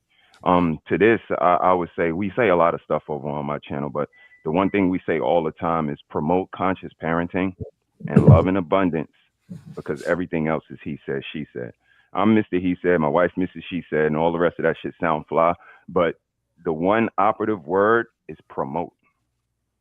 Promote, because we know what we promote. It's kind of in our moniker. But what do you promote? Not you guys up here, but what do you? Your channel is a white canvas. You could paint anything on there you want, and if this is what you choose to do, that's what we wave our flag on. So we just say do something good for somebody other than yourself, and look for reciprocity. We are very transparent. Like they were telling you, we hang our hat on variety, whether it's music or serious conversation or going out and showing people how we love up on each other. It's that variety that's needed, that selflessness. When I came in, I was talking about selfishness. It's not about us no more. Once we had children, it came about something different. I come from a unfavorable background. Bed-Stuy, my mother was dead by the time I was 9. I never knew my father. All of this, I did all of this myself. It was intentional, very intentional. And that's why I'm still with my lady for so long, because of the curation, not just her, but me. I'm not out of shape. I'm not a pookie. I know how to talk in a boardroom or on the corner. I'll knock somebody out and I'll give them a bandage. I'll donate to I try to be both of those guys. Everybody talk about ghosts from power, but I think it's a skill for the guys to be it. I don't mean a drug dealer, but just being multifaceted, being able to wear a suit, also put on some sweatpants on Friday, being able to acclimate and read the room and all of this stuff people say don't exist. I could go on for days, but I just want to thank y'all for having me. This was a great conversation. And Black man, I ain't been over in a while, but I will make it over more. And I appreciate all of you's contributions. Ladies, thank y'all for sharing and being so nice. And shout out to the chat. There it is. All right, RT, on you. You muted. I'm here. Sorry. Well, it was my first night here, so I'm still learning things and learning how y'all interact and everything. But thank you for inviting me. I mean, it was great listening to everybody kind of go back and forth and hearing everybody's opinions about all the different questions and everything. Yes, ma'am. Yes, ma'am. But listen, before I take you off the big screen, because I didn't do it at the beginning of the show. Normally, this is what T-Max Network does at the beginning of beginning of every show of the Content Creators Lounge. You can sum it up in a short term, or you can take it as much time as you need. Here's your question as being a newcomer on the panel. All right, so new panelists alert. New panelists alert. In your own words, describe Black culture. Black culture. I feel like Black culture is, we are the innovators. We're the first. I feel like we're the first. We do it, and people take our ideas and flip it and turn it and try to create their own thing. But I think we're the blueprint. Amen. And look, the reason why that question is always asked to new panelists, because there's no wrong answer as long as you are of the culture and Black. But if you are not Black and you can describe to me what Black culture means, that's your opinion and what you live by. So with that being said, I'm gonna go ahead on to Beans. He looked like he's stuck yawning, but I'm gonna go to him anyway. Go ahead, Beans. No, I'm good. Oh no, listen. So, first of all, dope show. Facts. And I appreciate that.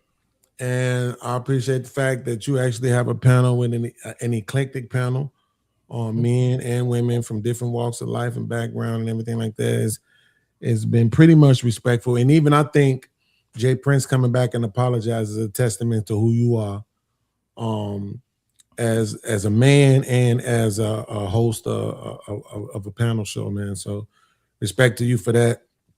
My man's BMU, Mr. He Said, JT, they know what it is with us.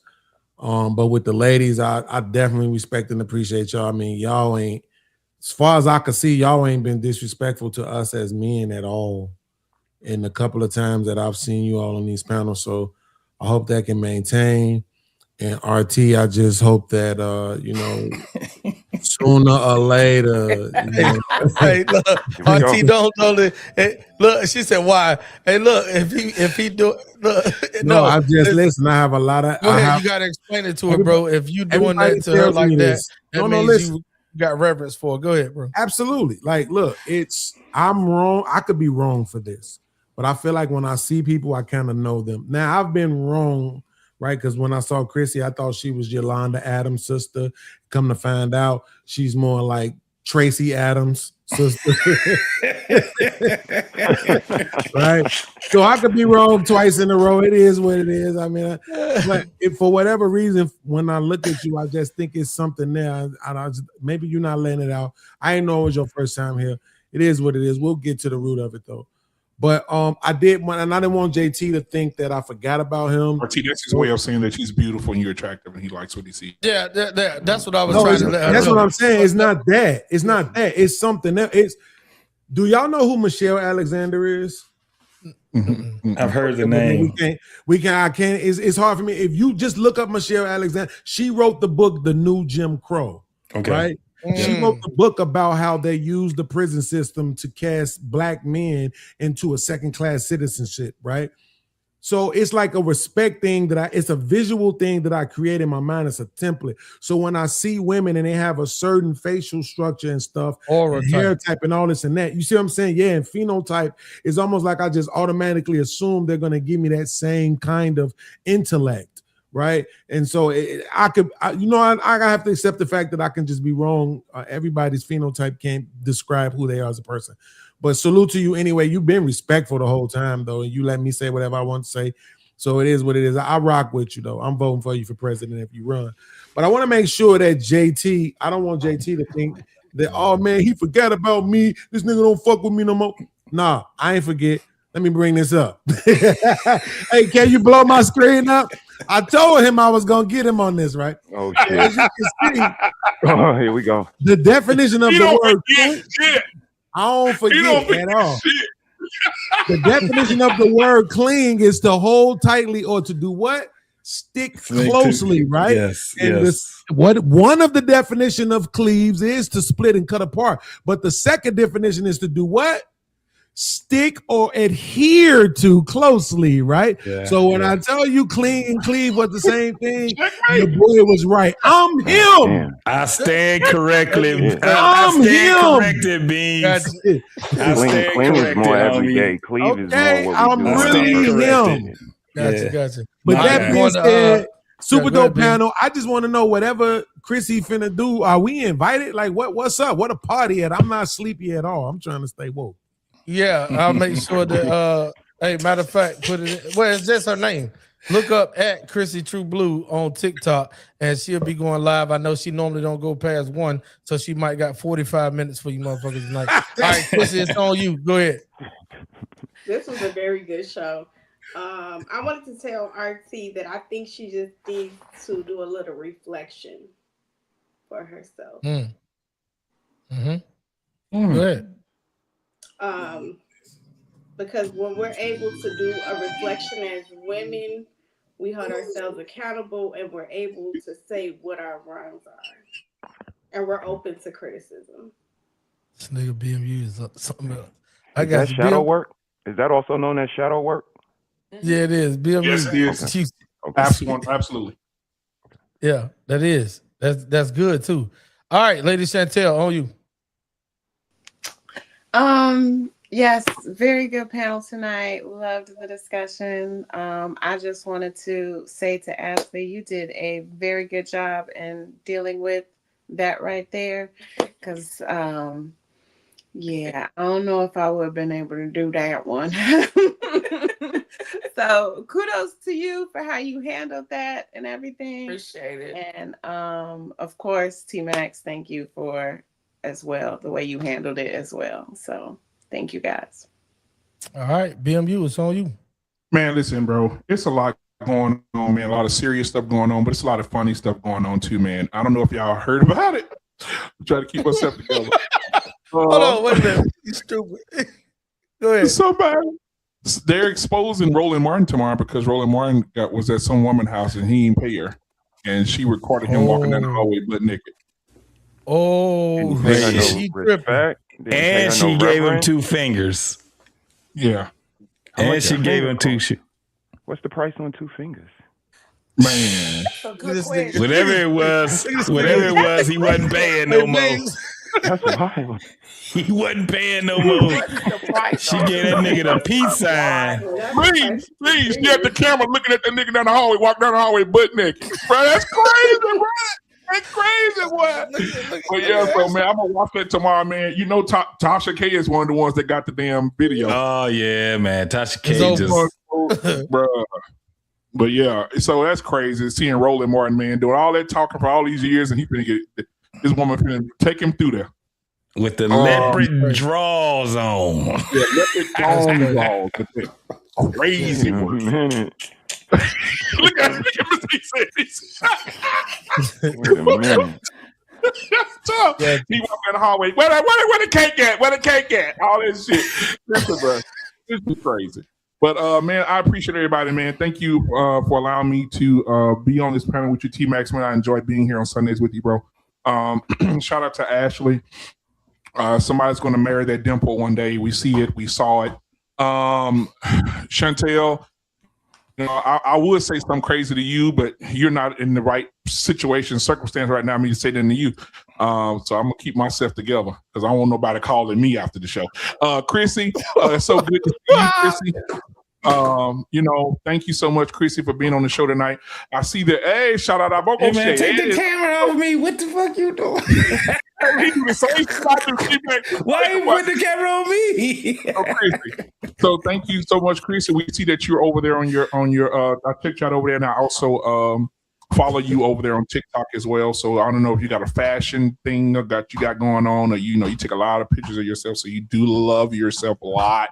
JT, my brother from another mother, thank you so much, man, and everything that you got going on, man. You know, I had a fortune cookie earlier today, and it says when I opened it up, it says JT future looks bright. I want to read it. I want to call you. Are you stupid? No, it didn't. It said go to hell. Go to hell, BMU. Go to hell.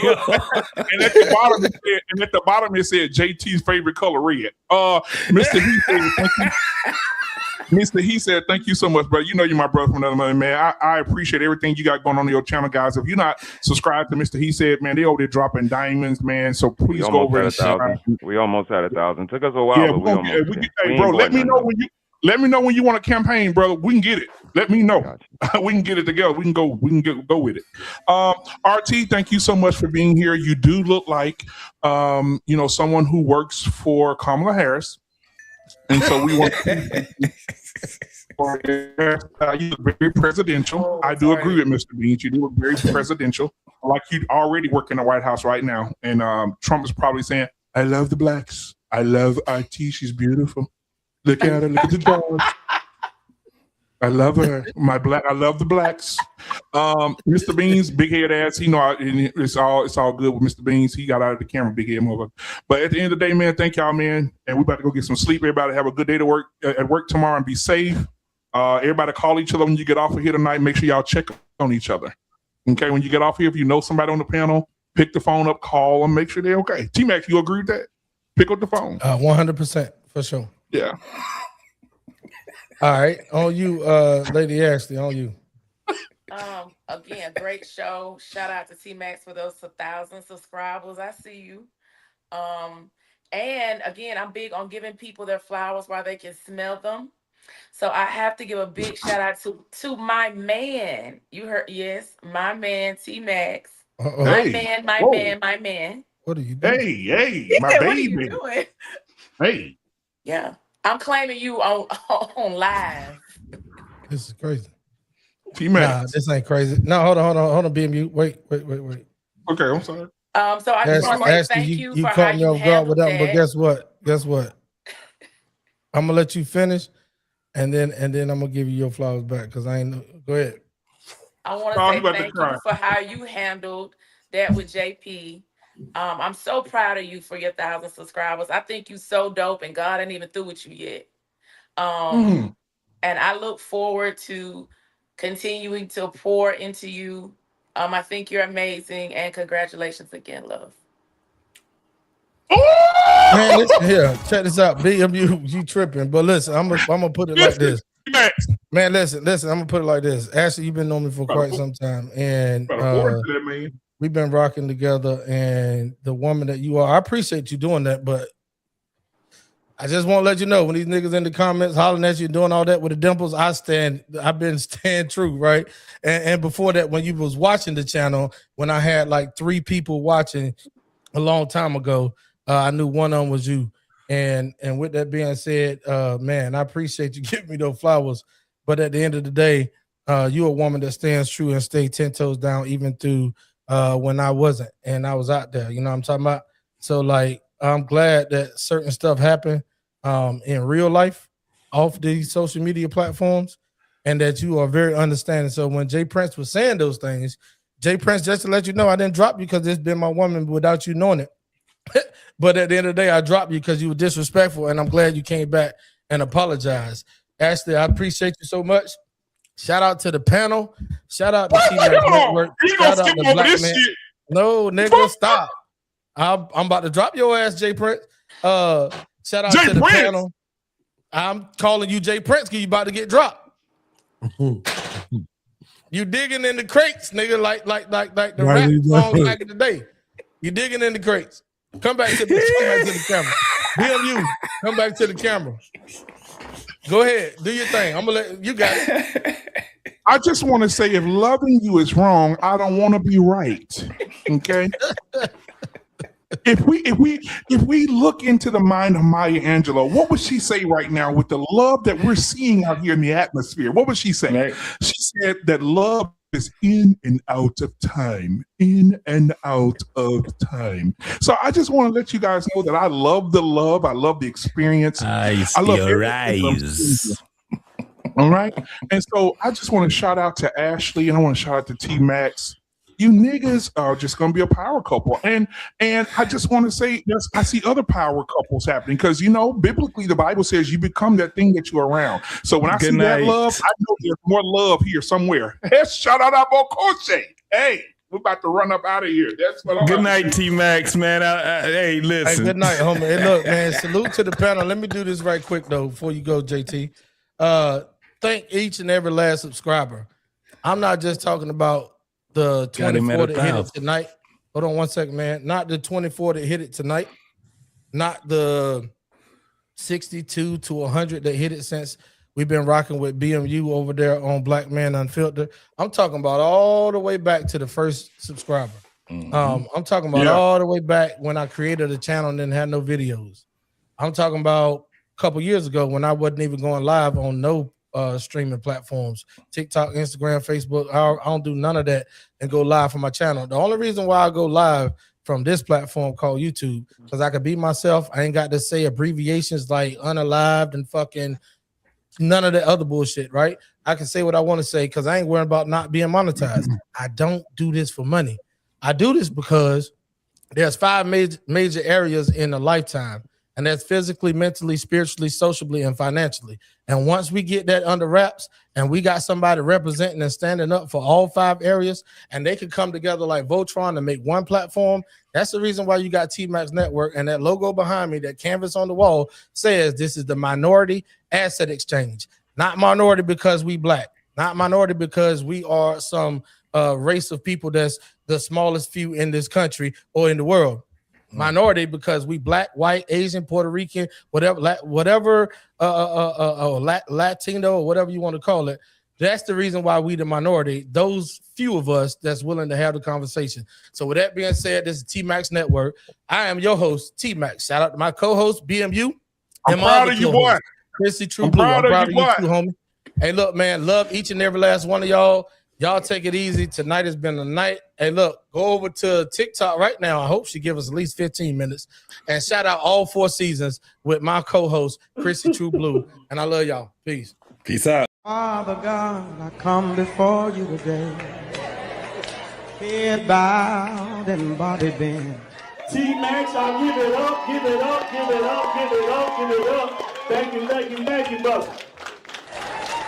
Lord, I want to thank you that last night my bed didn't become my cooling board.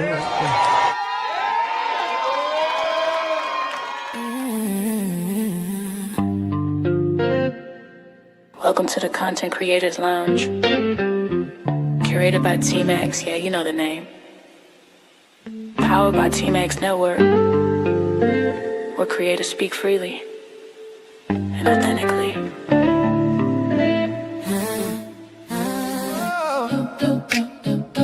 Oh yeah. Oh yeah.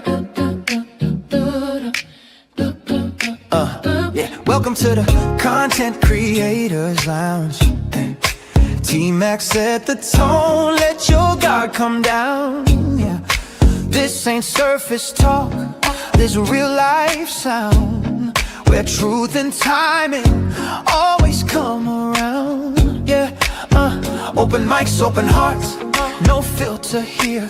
T-Max in the room, voices loud and clear. Yeah, from the culture to the community, lifestyle dreams to accountability. T-Max says, say it raw, say it proud. Every story matters in this crowd. No scripts, just moments we allow. It's more than content, it's movement now. It's the lounge where creators shine. Yeah, T-Max vibes with perfect timing. From growth to laughs, we intertwine. Not just a show, it's a state of mind. Content Creators Lounge, tap in. Built by T-Max, where real ones win. Every episode, pull you in. Yeah, this an experience, not a trend. T-Max bring the voices to one space. Different perspectives, same safe place. Entertainment, growth, and elevation. Real conversations, real-time creation. We talk the wins and the lessons learned.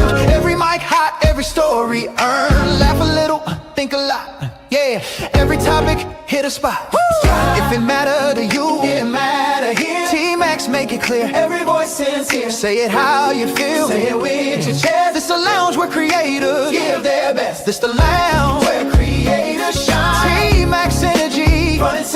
From growth to laughs, we intertwine. Not just a show, state of mind. Content Creators Lounge. Tap in. T-Max Network, let the convo begin. Every episode, pull you in. Yeah, it's an experience, not a trend.